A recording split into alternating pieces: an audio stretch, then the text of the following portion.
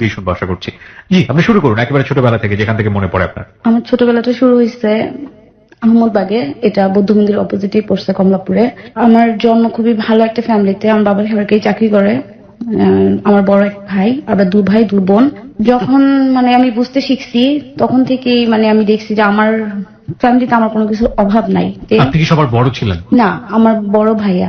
আমরা যে বাসাটাতে থাকতাম, আর ওই বাসাটা আমি যখন জ্ঞান হয় আমি জানতাম যে ওনারে আমার দাদা দাদু, ওনাদের 3টা মেয়ে। তো তারা কখনো আমাদেরকে বুঝতেই দেয় নাই যে তারা আমার আপন কেউ না। পরে যখন আমি ক্লাস 2-3 উঠলাম তখন আমি জানতে পারলাম যে ওই দাদা দাদু কোনো ছেলে ছিল না। আরেকটা কথা বলতে ভুলে গেছি, আমার বাবা আমার লাভ ম্যারেজ ছিল, যেটা আমার আব্বুর ফ্যামিলি অ্যাকসেপ্ট করে নাই। হ্যাঁ, অ্যাকসেপ্ট করে নাই। আম্মুকে বাড়িতে কখনো উঠতে দেয় নাই। তারপরে আমার আব্বু নিজের ইসেতেই গভর্নমেন্ট জব পায়। তারপরে সেখানেই ওই দাদা সবকিছু শোনার পরে সে বলছে যে তুমি আমার ছেলে, হয়তো আল্লাহ তোমাকে আমার কাছে দিয়ে দিছে, এটা কেউ জানবে না যে তুমি আমার ছেলে না, তুমি আজকে থেকে আমার বাড়িতে আমার ছেলের মতো করে থাকবা। মানে যেখানে আপনারা ছিলাম, কেন এই সুযোগটা তিনি তাকে দিলেন? আপনার বাবাকে সুযোগটা কেন দিয়েছিলেন? মানে আমার বাবা ওনাদের বাসার সামনে ছিল, থাকার পরে দেখছিলাম আমার বাবা খুবই অনেস্ট, খুবই ভালো। আর আপনার বাবা বিবাহিত ছিল? হ্যাঁ, তখন বিবাহিত ছিল। তারপরে সে ওই বাসা থেকে আব্বুকে নিয়ে এসে বলছে যে তুমি আমার এই বাসাতেই থাকবা। হ্যাঁ, বললো যে তুমি এই বাসাতেই থাকবা আর এটা মনে করবে যে তোমার বাসা। আমার জন্ম হওয়ার পরে দেখছি যে TNT ফোন লাইন আমাদের রুমে ছিল, দাদুর রুমে ছিল, তারপর সমস্ত ফার্নিচার আসবাবপত্র সবকিছু আমাদের ওনাদের সবকিছু মিলানো ছিল। তো একটা জিনিস আমাদের ঘরে না থাকতো, দেখা যেত দাদু নিয়ে আসতো। তো এরকম যখন ক্লাস 6-7, তো আমার স্কুল হচ্ছে কমলাপুর স্কুল অ্যান্ড কলেজ, ওইখানে মর্নিং শিফটে আমরা পড়তাম। আর আমি ছোটবেলা থেকে একটা জিনিস দেখতাম যে আমার বাবা আমার জন্য খুবই, তার সবচেয়ে প্রিয় বস্তুটাই মনে হতো যে আমি। বাসায় ঢোকার সাথে সাথেই বলতো যে ও কোথায়, আম্মু বলতো আছে রুমে। দেখতাম যে সে দৌড়ে এসে আমার রুমে ঢুকতো। এভাবেই যখন আমি ক্লাস 7-এ উঠলাম তখন আমাদের স্কুল থেকে ডিসেম্বর জানুয়ারির দিকে হবে, স্কুল থেকে পিকনিকে নিবে। তো আমার বাবা এগুলো কখনোই পছন্দ করতো না।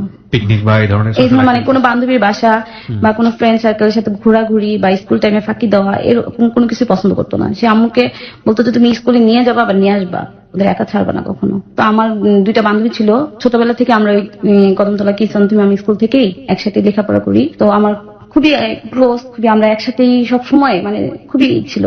তো ওরা সব বলতেছে আমরা তো পিকনিকে যাবো, তুই কি যাবি না? পরে আমি বললাম যে পিকনিক মানে কি, আমি তখন মানে ক্লাস 7-এ পড়ি, বুঝতাম না। তো আমি বললাম পিকনিক বলতেছে স্কুল থেকে সবাই যাবে, ম্যাডাম স্যার সবাই যাবে, ওইখানে খুব ভালো একটা জায়গা সোনারগাঁতে, ইশাখার ভাসভবন। তো আমি আপনাকে যে বললাম যাবো, আমাদের স্কুল থেকে পিকনিক নিচ্ছে, আমি কি যাবো? আব্বু বলতেছে না, কখনোই না, তোমার যেখানে যাইতে মন চায় আমি নিয়ে যাবো, বাট স্কুল থেকে না, এটা আমি নিবো। আমার যখন অফ ডে থাকবে সেদিন আমি তোমাকে নিয়ে যাবো, যাওয়া যাবে না। আমি ভীষণ জেদ করলাম। তো দেখলো যে আমি খুব মন খারাপ করে আমার রুমে এসে বসে আসছি। বসে থাকার পরে বলতেছে দেখো আমি চাই না যে আমি তোমার প্রতি কোনো করি, কিন্তু তারপর তুমি কিন্তু জেদ করো না, আমি যেতে দিব না। তোমার যে বড় ভাই আছে সেও কিন্তু আজ পর্যন্ত আমার কাছে এরকম বায়না করে নাই, তাকে আমি কখনোই বের হইতে দেই না। তার ফ্রেন্ড সার্কেলদের আমি সে বাসায় নিয়ে আসে, বাট তাকে কখনো বাসার বাইরে যে আড্ডা দিতে দেই না। তো তুমি একটু বোঝার চেষ্টা করো, তুমি বড় হইতেছো, এখন থেকে এই জিনিসগুলো বুঝতে হবে।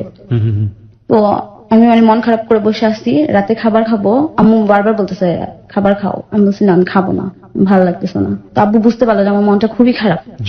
পরে সে এক প্রকার রাজি হইলো। পরদিন যাই স্কুলে যাই, 2 বোনের জন্যই টাকা জমা দিয়ে আসলো পিকনিকের জন্য। বরাবরই আমি ক্লাস 8-এ উঠলাম, ক্লাস 7-এ খুব ভালো রেজাল্ট করলাম। করার পরে ক্লাস 8-এ উঠছি, উঠার পরে তো আমার মনে আছে তখন আমার যে স্কুল ব্যাগটা ছিল সেই স্কুল ব্যাগটা চাইতে আমার বান্ধবীরা সবাই অন্যরকম একটা ব্যাগ নিল। তখন জিন্সের ব্যাগগুলা খুব বেশি চলতো স্কুলে, তো সেই ব্যাগটা দরকার। যে আমি স্কুলে গেলাম, যাওয়ার পর দেখলাম যে আমার সব কটা বান্ধবী ওই ব্যাগগুলাই নিছে। তো বলতেছে তুই কি নিবি? তো আমি বললাম যে হ্যাঁ আমি নিব। তারপরে সেই ব্যাগটা আমি বাসায় আসলাম, আসার পর আমি ওয়েট করতেছি যে আব্বু কখন বাসায় আসবে। আব্বু আসলো, বাসায় আসলো, আসার পরে আমি বলতেছি আব্বু আমার তো একটা ব্যাগ লাগবে। তো বলতেছে আচ্ছা ঠিক আছে, ব্যাগটা আমি 2-1 দিন পরে স্যালারি পাওয়ার পরে এনে দিচ্ছি। আমি বললাম যে স্যালারি পাওয়া সেটা তো অনেক দিন হয়ে যাবে, আমার কালকে থেকেই চাই, আমি কালকে যেন ব্যাগটা নিয়ে যেতে পারি। তো এই কথাটা আবার দাদু শুনছিল, শোনার পরে এসে বলতেছে যে কি হয়েছে, কি সমস্যা? তাব্বু বলতেছে ও আসলে বড় হচ্ছে আর এক এক দিন এক এক বায়না করতেছে, আমি কিন্তু ওর লিমিট ক্রস করতেছে, আমার যখন মাথাটা গরম হবে আমি কিন্তু ওরে মারবো। ওরা বলছে কখনোই মারবা না, কোন একটা সময় ওদের গায়ে হাত তুলবা না। ওদের গায়ে হাত দাও মানে আমার গায়ে হাত দিবা, কখন এটা আপনার দাদু বলতেছে? হ্যাঁ, দাদু বলতেছে। আচ্ছা। পরে দাদু কি করলো, আমি দেখলাম যে আমি হয়তো তখন ঘুমাই গেছি, তখন দাদু আব্বুকে টাকা দিচ্ছে, বলতেছে এটা দিয়ে ব্যাগ নিয়ে আসো, যাও 2টা ব্যাগই নিয়ে আসবা ওদের 2জনের জন্য।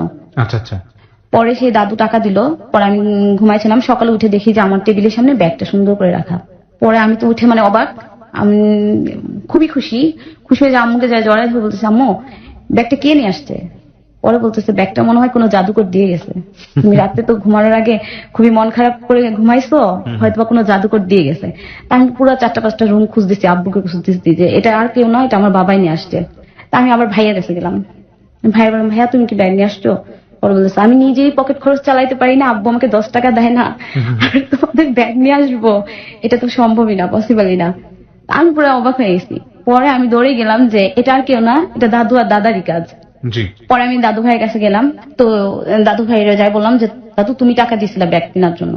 পরে সে হাইসা আমারে মানে জড়াই ধরে বলতেছে, আমার কপালে একটা চুমু দিয়ে বলতেছে, তুমি চাইছো সেটা কি হবে না? আমার ছেলে তো বুঝে না, তুমি বড় হইতেছো, আস্তে আস্তে তো তোমার এখন চাহিদা বাড়তেছে, ওটা আমার ছেলে বুঝবে না, ও আসলে একটু অন্যরকম, তো ও চাই ও যেরকম অনেস্ট ভাবে চলে ওর ছেলে মেয়েরাও ওইভাবে চলুক, বাট যুগের তুলনায় এভাবে চলা যায় না, ওইটা বুঝে না, ওরা বুঝাইতে পারি না। ক্লাস 8 এরকম দিনগুলো যাচ্ছে, তো হঠাৎ একদিন আমার বান্ধবীরা বললো যে আমরা সবাই গলার চেন পরবো। আচ্ছা। মানে গোল্ডের চেন পরবে, তখন 8 পড়ি, তখন বলছে সবাই আমরা গোল্ডের চেন পরবো। তা আমি বললাম আচ্ছা ঠিক আছে গোল্ডের চেন পরবো। তো আম্মুর বাসায় এসে বললাম যে আম্মু তোমার কি কি আছে বের করো তো। পরে আম্মু হাসতেছে, বলে যে কি লাগবে তোমার, তুমি এত ছোট, তোমার কি গোল্ড লাগবে? আমি বলছি আমার গলার চেন লাগবে। পরে বলছে গলার চেন লাগবে, এইটুকুন মেয়ে তুমি গলার চেন পরে স্কুলে যাবা, ছিনতাইকারী তোমার সহ নিয়ে যাবে গিয়া, চেন তো নিবে তোমাকে নিয়ে যাবে। পরে আমি বললাম যে এত কথা বললো না, তুমি আমাকে চেন বের করে দাও। পরে বলতেছে যে চেন দিব, তোমার আব্বু আমাকে পিটাবে, যে তুমি চেন দাও না তো আমার মেয়েদের মারার ব্যবস্থা করছো। তো আম্মু আবার মানে আমি জানতাম যতটুকু যে আম্মু হচ্ছে 4 ভাইয়ের 1 বোন, খুবই আদরের ছিল। আর আমার একটা আব্বু চাচাতো ভাই ছিল, সে বাইরে থাকতো, উনি আবার খুব ভালোই ছিল। আম্মু তাকে টাকা দিত, সে যখন আসতো ওই বাইরের গোল্ড গুলা সে এনে দিত আমাদের 2 বোনের জন্য। আম্মু মানে তখন থেকে আমাদের 2 বোনের জন্য মানে গোল্ড জমানো শুরু করছিল। তো গোল্ডের আম্মুকে বললাম, বলার পরে দেখি যে আব্বু খুবই রাগ হয়ে যায়, তারপর বলতেছে থাক মেয়ে যেহেতু বলতেছে আমি চেনটা বের করেই দিই। পরে চেনটা দিল, দেওয়ার পরে মানে আম্মু কখনোই, সে চাইতো আমাদেরকে হ্যাপি রাখার জন্য, ভালো থাকার জন্য, বাট আব্বু খুবই রাগী ছিল, তো খুবই অন্যরকম ছিল, সে চাইতো না। পরে আম্মু 2 বোনকেই 2টা চেন দিল, বলো যে এটা পরে যাও, কোনো সমস্যা নেই। তো এরকম ক্লাস 8 একটা ঘটনা আমাদের স্কুলের, ক্লাস 4 হবে, একটা মেয়েকে, আমাদের তখন একটা নতুন টিচার আসছে, তার নাম ছিল আকন্দ স্যার। সে খুবই রাগী ছিল আর সে বেত চালাইতো, কিন্তু আমাদের স্কুলে বেত অ্যালাউ ছিল না। আচ্ছা। তো ক্লাস 4 একটা বাচ্চা মেয়েকে আমরা তখন ক্লাস 8 পড়ি, দেখি যে হাউমাউ করে কাঁদতেছে। আমরা ক্লাসের পাশে যা দাঁড়ায় দেখি যে সে ইচ্ছা মতো বেত দিয়ে মারতেছে বাচ্চাটাকে, মারতেছে। তো আমার বান্ধবী ছিল যারা, লাভলি ছিল, পপি, পাখি, এরা ছিল, ওরা সবাই বলতেছে এটা তো খুবই খারাপ করতেছে। আমরা দৌড়ে যাই আমাদের হেডমাস্টার যে ছিল তাকে যাই বললাম যে স্যার দেখে যান এখন স্যার একটা মেয়েকে কিভাবে বেত চালাচ্ছে, এখানে তো ব্যাট অ্যালাউ না, সে গাছের ডাল কেটে এনে তারপর ওইটা দিয়ে মারতেছে। পরে সে আসলো, আসার পরে স্যারকে পানিশমেন্ট দিল, বললো যে এটা আর কখনোই করবেন না, খুবই অপমান করলো, বললো যে আমার স্কুলের রেপুটেশন খারাপ করবেন, আপনি এইভাবে বেত চালাচ্ছেন, এটা কি, পরে তো কালকে গার্ডিয়ান চলে আসবে, এসে কমপ্লেন করবে, এরকম আমার স্কুলের দুর্নাম হবে, আপনি আর এটা করবেন না। তো স্যার সেদিন আমাদের দিকে খুব মানে কড়া মেজাজে তাকাইলো, তাকানোর পরে মানে সে মন থেকে হয়তো কোনো কিছু একটা প্রতিজ্ঞা করছিল। তো তাকানোর পরে আমরা বলতেছিলাম যে আল্লাহ যাই করুক, আমরা ক্লাস 9 উঠলে উনি যেন আমাদের মানে কোনো টিচার না হয়। তো উনি বলতেছে যে আমার বান্ধবী বলতেছে না হবে না, আমরা আশা করি উনি হবে না। তো এরকম বলার পরে আমরা ক্লাস 8 খুব ভালো রেজাল্ট করলাম, করার পর ক্লাস 9 উঠলাম। উঠার পরে আমার আসলে সাবজেক্ট গুলা নিয়ে অনেক টেনশন ছিল। আমার বান্ধবীরা সবাই, আমরা একবার কেউ আর্টসে যাচ্ছি, সায়েন্স নিচ্ছি, বাট ওইখানেও আমাদের বোঝার সমস্যা হয়, সায়েন্স অনেক থাকে। তারপরে কমার্সে গেলাম, ওইখানেও প্রবলেম, তারপরে আমরা আর্টস নিলাম। আর্টস নেওয়ার পরে আমাদের ওই টিচার উনি হলো, এই আকন্দ স্যারই হইলো, যেটাই ভয় ছিল সেটাই। উনি ফার্স্ট দিনই উনি ক্লাসে এসে বলতেছে যে আমার ক্লাস, ওনার ক্লাসটা ছিল টিফিন আওয়ারের পরে, উনি বলতেছে যে আমার ক্লাসে কেউ লেট করবা না, টিফিন আওয়ারের পরে 1 সেকেন্ড যে লেট করবা তার কিন্তু খবর আছে। আমি যেটা করবো এটা আমি স্কুলের পারমিশনও নিব না, আমি চাকরির জন্য ভয় পাই না। উনি চলে গেল ক্লাস, উনি ফার্স্ট দিন ওগুলো বলে চলে গেল। চলে যাওয়ার পরে পরদিন আমরা টিফিনের জন্য সবাই বের হইলাম, টিফিনের ঘন্টা পড়লো, ঘন্টা পড়ার পরে আমরা টিফিন জন্য এই যে স্কুলের যেই থাকে দপ্তরি থাকে ওই ভাইয়াকে বললাম যে ভাইয়া আমাদের জন্য টিফিন নিয়ে আসেন। তো সে গেল, যাওয়ার পরে সে জানি না কি জন্য দেরি করতেছিল। তা আমরা টিফিন খাওয়ার জন্য আমাদের পাশে একটা পুকুর ছিল বৌদ্ধ মন্দিরের ভিতরে, আমাদের স্কুলের ভিতর দিয়ে যাওয়া যেত। আচ্ছা, ওইখানে ওই পুকুর পাড়ে যে আমরা টিফিন করতাম, আর ওই যে পুকুরের ভিতরে অনেক রকমের মাছ ছিল, সেই মাছগুলো দেখতাম, আমার খুব ভালো লাগতো। আচ্ছা, সেটা আমাদের ক্লাস ওই যে বললাম না ক্লাস 6 থেকেই মানে 5 থেকেই ওই অভ্যাসটা ছিল। ওইখানে আমরা বসে টিফিন করে তারপরে চলে আসতাম। আচ্ছা, তো ওইখানে গেলাম, যাওয়ার পর খায়া আসার আমরা জানতাম যে লেট হবে না, সে লেট ধরতে পারবে না। তারপর আস্তে আস্তে 2 সেকেন্ড না 1 সেকেন্ড যেন হয়েছে, 11টা কত যেন হয়েছে। ওই টাইমেই সে ক্লাসে আসছে, আমরা আইসে বললাম স্যার আমরা আসবো। সে বলতেছে যে দাঁড়াও ওইখানে। দাঁড়ানো বলার পরে সে 10 মিনিট দাঁড়া করে রাখছে, ক্লাসরুমের পাশে দাঁড়া করে রাখছে, বাইরে দাঁড়া করে রাখছে। দাঁড়া করার পরে বলতেছে ঢুকো। ঢুকার পরে বলতেছে যে বেঞ্চের উপরে দাঁড়াও। আমাদের 5 জনকেই দাঁড়া করাইছে। দাঁড়া করানোর পরে সে আমাদের ক্লাস ক্যাপ্টেন যে ছিল ওরে বলতেছে যে যাও গাছের ঢাল 5টা ঢাল কেটে নিয়ে আসো। পরে সেই গাছের ডাল নিয়ে আসলো, 5টা ডাল নিয়ে আসে ইচ্ছা মতো আমাকে, আমার বান্ধবী, আমাদের 5 জনকেই মানে উনার যতটুকু শক্তি ছিল শরীরে সেইটুকু দিয়ে সে মারলো। কোন ক্লাসে যখন আপনারা? তখন ক্লাস 9। Class 9, right. মারার পরে আমি মনে হচ্ছে যে আমি সেন্সলেস হয়ে যাব এমন অবস্থা। তো ওই মুহূর্তে আমার বান্ধবীরা সবাই বলতেছে যে এটার নিব। তো আমি আর কোনো কিছু না বলেই আমি তখন করলাম কি, ব্যাগটা নিয়ে ওনার সামনেই ব্যাগটা নিয়ে আমি বাসায় চলে আসছি। বাসায় আসার পরে আমি আমার দাদুর রুমের ভিতরে যাই, মানে চুপচাপ মন খারাপ করে ভিতরে কান্না করতেছি আর ভাবতেছি এটা কি করলো। স্কুল লাইফে কখনো আমি মানে আমার প্লে থেকে নার্সারি থেকে কখনো আমি বেতের আঘাত পাইনি, আর সে আজকে এইভাবে অপমান করলো পুরো একটা হোল ক্লাসের ভিতরে আমাদের 5টা বান্ধবীকে এইভাবে। মানে এটা আমার খুবই কষ্ট লাগছিল, খুবই খারাপ লাগছিল। পরে আমি কান্না করতেছি, কান্না করার পরে তখন দাদু জিজ্ঞেস করতেছে কি হয়েছে, কি লাগবে তোমার। পরে আমি বললাম যে না আমার কিছু লাগবে না। আমার পিঠে হাত দিছে, আমি ড্রেস পরেই শুয়ে আছি। পিঠে হাত দেওয়ার পরে দাদু আমি বলছি উফ ধরো না। পরে বলছে কেন কি হয়েছে, স্কুলে কি মারছে, তুমি তো কখনো মার খাও না, কি প্রবলেম। পরে আমি বলছি কিচ্ছু হয়নি। এই মাঝে আমি বলতেছি আচ্ছা ছাড়ো আমি ওয়াশরুমে যাবো। পরে আম্মুরে যায়, দাদু বলতেছে যে ওর নিশ্চয়ই কিছু হয়েছে, বউ তুমি যাও তো ওর ওয়াশরুমে যাও। পরে আম্মু এসে বলতেছে যে কি সমস্যা কি হয়েছে। পরে আমি আম্মুকে জড়ায় ধরে কেঁদে বলছি যে আম্মু দেখো এরকম এরকম স্যার আমাকে এইভাবে মারছে। পরে আম্মু যখন বিষয়টা দেখলো, দেখার পরে আম্মু নিজে হাউমা করে কান্না করে উঠছে। পরে দাদু দাদা সবাই এটা জানছে, জানার পর আব্বু সব পুরা সবাই গেছে স্কুলে। স্কুলে যাওয়ার পরে স্যারকে যখন বলছে, স্যার তো সাথে সাথেই বলছে যে ওই টিচারের চাকরি থাকবে না। বাট আমার বলতেছে আচ্ছা যা হয়েছে এটার জন্য আমরা সবাই সরি, এটা আমরা দেখছি, স্যার অ্যাকশন তো নিলাম। পরে আমি আর স্কুলেই পড়বো না, আমি আর এখানেই থাকবো না। আচ্ছা, আমি বললাম যে আমার আর এখানে পরিবেশ ভালো লাগতেছে না, সে আমাকে যেভাবে অপমান করছে, যেভাবে মারছে, এটা আমি অ্যাকসেপ্ট করতে পারতেছি না। আমরা 5টা বান্ধবী এই ডিসিশনটা নিলাম যে আমরা আর স্কুলেই থাকবো না। তখন মাত্র ক্লাস 9 আমরা। পরে স্যার বলতেছে দেখো তোমরা ভাবার চেষ্টা করো, যা হয়েছে হয়েছে, ওইটা একটা অ্যাক্সিডেন্ট ছিল। পরে আমি বললাম যে না আমি থাকবো না। পরে আমি বাসায় এসে আম্মুকে বললাম যে আমি আর এখানে থাকবো না। আর ওই টাইমে প্রায় রেজিস্ট্রেশন শুরু হয়ে গেছিল, তখন আর কোনো স্কুলে অ্যাডমিশন নেওয়া সম্ভব ছিল না। তখন আমি আম্মুর বললাম যে এখানে না হয় তাহলে তুমি আমাকে এক কাজ করো, নানুর বাড়িতে দিয়ে আসো।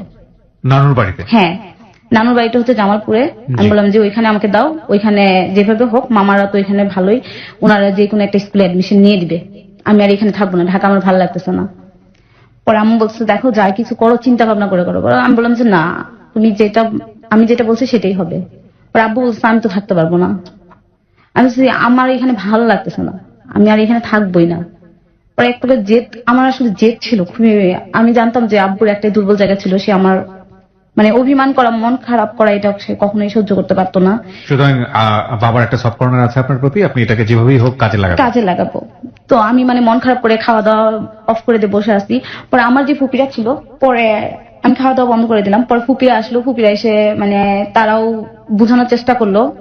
আমার ওই যে ফুপিটা ক্যান্টনমেন্টে ছিল, তারপর নাজির বাজার ছিল, ওনারা এসে বলতেছে আচ্ছা ও যেটা বলতেছে আচ্ছা ঠিক আছে, কারণ ওর তো এখন একটা সময়, কারণ সামনে এসএসসি পরীক্ষা, ও যদি আপসেট থাকে মন খারাপ থাকে তাহলে রেজাল্ট খারাপ করবে। আচ্ছা ঠিক আছে, যাই হোক 2টা বছর তো আব্বুকে বুঝাইলো যে এক কাজ করেন দাদা, ওনারা আবার আব্বুকে দাদা করে রাখতো, বলতো যে দাদা এক কাজ করেন, ও ও যেটা বলতেছে ঠিক আছে, ওর ইচ্ছাটাই পূরণ করেন। পরে ফুপি এসে আব্বুকে বললো যে দাদা ভাই আপনি আর না করেন না, যেহেতু ও বড় হয়েছে বলতেছে এখানে ভালো লাগতেছে না, তাহলে ও যাক। পরে আমরা 5টা বান্ধবী ওই স্কুল ছেড়ে দিয়ে ওরা যার যার মতো অন্য জায়গায় গেল, আমি আর ঢাকাতে থাকলাম না। আব্বু আমাকে নিয়ে গেল জামালপুরে মামা বাড়িতে, নিয়ে যে ওইখানে খুবই ভালো, আমার নানুর বাড়ির সামনে একটা স্কুল আছে, ওই যে খুব নাম করা স্কুল, ওই স্কুলে অ্যাডমিশন দিল। অ্যাডমিশন দেওয়ার পরে আমি এখানে জামালপুরে আপনার এই প্রথম যাওয়া? হ্যাঁ, জামালপুরে যাওয়া না, তার আগে গেছি, ছোটবেলায় গেছি আম্মুর সাথে ঘুরতে। হ্যাঁ, ঘুরতে গেছি। তো এইভাবে গেলাম, যাওয়ার পরে মানে আব্বু বললো যে তোমার একটু কষ্ট হবে, তুমি যেভাবে যে ফ্যামিলিতে যা যা ওই এখানে পাইছো ওইখানে কিন্তু এগুলো পাবা না, ওটা হচ্ছে গ্রাম। আর ওইখানে পরিবেশ আর এখানে পরিবেশ অনেকটাই তফাৎ। ওইখানে তোমার টিউবওয়েল করতে হবে, এখানে যেমন তুমি সোফায় আরাম করছো, ফ্রিজের পানি। হ্যাঁ, গ্রামের একটা পরিবেশ। বলতেছে যে এরকম কোনো কিছু পাবা না। আমি বলছি আচ্ছা ঠিক আছে, আমি তারপর অ্যাডজাস্ট করবো। তো নানু আমাকে ভীষণ আদর করতো, পরে বললো যে আচ্ছা ঠিক আছে। বাট আব্বু আমাকে ভর্তি করে দিয়ে সবকিছু দিয়ে আইসা সে কি করলো, আমার জন্য আলাদা সব ফার্নিচার নানুর বাড়িতে করে দিল। যৌথ এইভাবে থাকছে, সে একটা খাট, তারপর আমার পড়ার টেবিল, এরপরে সিলিং ফ্যান ছিল, তারপর সে টেবিল ফ্যান দিয়ে আসলো যাতে আমি পড়ার টেবিলে বসে টেবিল ফ্যানের বাতাসটা আমার গায়ে লাগে। এরপরে আমার যা যা মানে যাবতীয় যা লাগে সমস্ত কিছু সে করে দিয়ে আসলো। আর তখন মোবাইল ফোনটা এত অ্যাভেলেবেল ছিল না। তখন গ্রামে আমি আমার যতটুকু জানা আছে যে ওই যে ব্যাংক থেকে একটা করে ফোন দিত, একটা করে সদস্য হইতো, তাদেরকে একটা ফোন দিত। আমার মামা বাড়িতেও ছিল না। তো আমার নানু বাড়ির বাজারে শুধু একটা ফোন দোকান ছিল, পল্লী ফোন ছিল ওইখানে। তো ওই দোকানে সে বলে আসলো যে আমার মেয়েটা আমি যখন ফোন দিব আপনি একটু ডেকে দিবেন, আর আমি হয়তো ওইখান থেকে ফোন দিব, আপনার এখানে বিল উঠবে না, তারপরও ইনকামিং বিল যেটা আসে আমি ওইটা দিয়ে দিব, বিল দিয়ে দিব। এটা বলার পর আব্বু আমাকে ধরে ভীষণ কান্না করতেছিল, আম্মু কান্না করতেছিল, আমার ছোট বোনটাও আমাকে ধরে খুব কান্না করতেছিল, বলতেছিল আমি কিভাবে থাকবো। আমার ছোট বোনটা বলতেছিল, আমার ছোট বোনটা ছোটবেলা থেকেই মানে আমার জন্য ভীষণ পাগল ছিল। ওরা সবাই চলে আসার পরে নতুন জায়গা, নতুন সবকিছু, আমার খুব একটু কষ্ট হলো, তারপরে মানায় নিচ্ছিলাম, যেহেতু আমি জেদ করে এখানে গেছি। তো প্রতিদিনই আব্বু ফোন দিত, বিকাল 5টা থেকে 6টা 7টা পর্যন্ত আব্বু আমার সাথে কথা বলতো। কথা বলার পরে হয়তো 4 দিন 5 দিন পরে হঠাৎ করে দেখি যে আব্বু চলে গেছে। আব্বু যে আমার জন্য দেখতাম যে অনেক অনেক খাবার দাবার আম্মু রান্না করে, আমার যা যা পছন্দ ছিল এগুলা, কাপড় চোপড় সবকিছু আব্বু নিয়ে দিয়ে আসতো। আমি বলতাম তুমি এত ঘন ঘন আইসো না, তোমার চাকরি রেখে এত ঘন ঘন আসার দরকার নেই। এরই মাঝে আমার নানু বাড়িতে আমার আম্মুর মামাতো ভাইয়ের এক ছেলে, মানে উনি একদিন হঠাৎ করেই নানু বাড়িতে, আমি বসে থাকার পরে সে যেন কার মাধ্যমে খবর পাইছে যে সে নাকি জানতো যে তার 2টা ফুফাতো বোন ঢাকাতে থাকে, আর তারা যদি কখনো আসে, সে নাকি নানু বাড়িতে বলছিল যে ওরা যদি কখনো কেউ আসে তাহলে আমাকে একটু খবর দিবেন, আমি একটু দেখবো। আচ্ছা। তো একদিন দুপুরবেলা আমার মনে আছে আমি স্কুল থেকে এসে মাত্র বসে আছি, আমি আমার কয়েকটা কাজিন, বসার পরে ওই ছেলেটা আসছে, আসলে আমি চিনি না, সে আইসা দাঁড়াইছে, দাঁড়ানোর পরে নানুকে যাই বলতেছে দাদু কেমন আসতো, হ্যান এরকম বলতেছে। পরে আমি আমার কাজিনকে জিজ্ঞেস করলাম কি এই ছেলেটা এখানে কেন আসলো। পরে বলতেছে উনি আমাদের ভাইয়া হয়, আমার আম্মুর হচ্ছে মামাতো ভাই, আর আমার মামাদের হচ্ছে চাচাতো ভাই, এইরকমই বললো। বলার পর আমি আর অত গুরুত্ব দিলাম না। পরে সে ওইখানে আমার সাথে আর কথা বলে নাই, ওই দিন সে আর কথা বলে নাই, কথা না বলে চলে গেছে। পরে আমি শুধু আমার কাজিনদের বললাম কি খ্যাত মার্কা ছেলে, কি এরকম হোয়াইট কালার জিন্স প্যান্ট কেউ পরে, তারপর দেখ না ফুল হাতা শার্ট পরে ঘুরতেছে। পরে এটা বলে হাসাহাসি করলাম আমি মানে খুবই হাসাহাসি করলাম। পরে বলতেছে তুমি তো শহরের ছেলেদের দেখছো, গ্রামের ছেলেরা এরকমই হয়।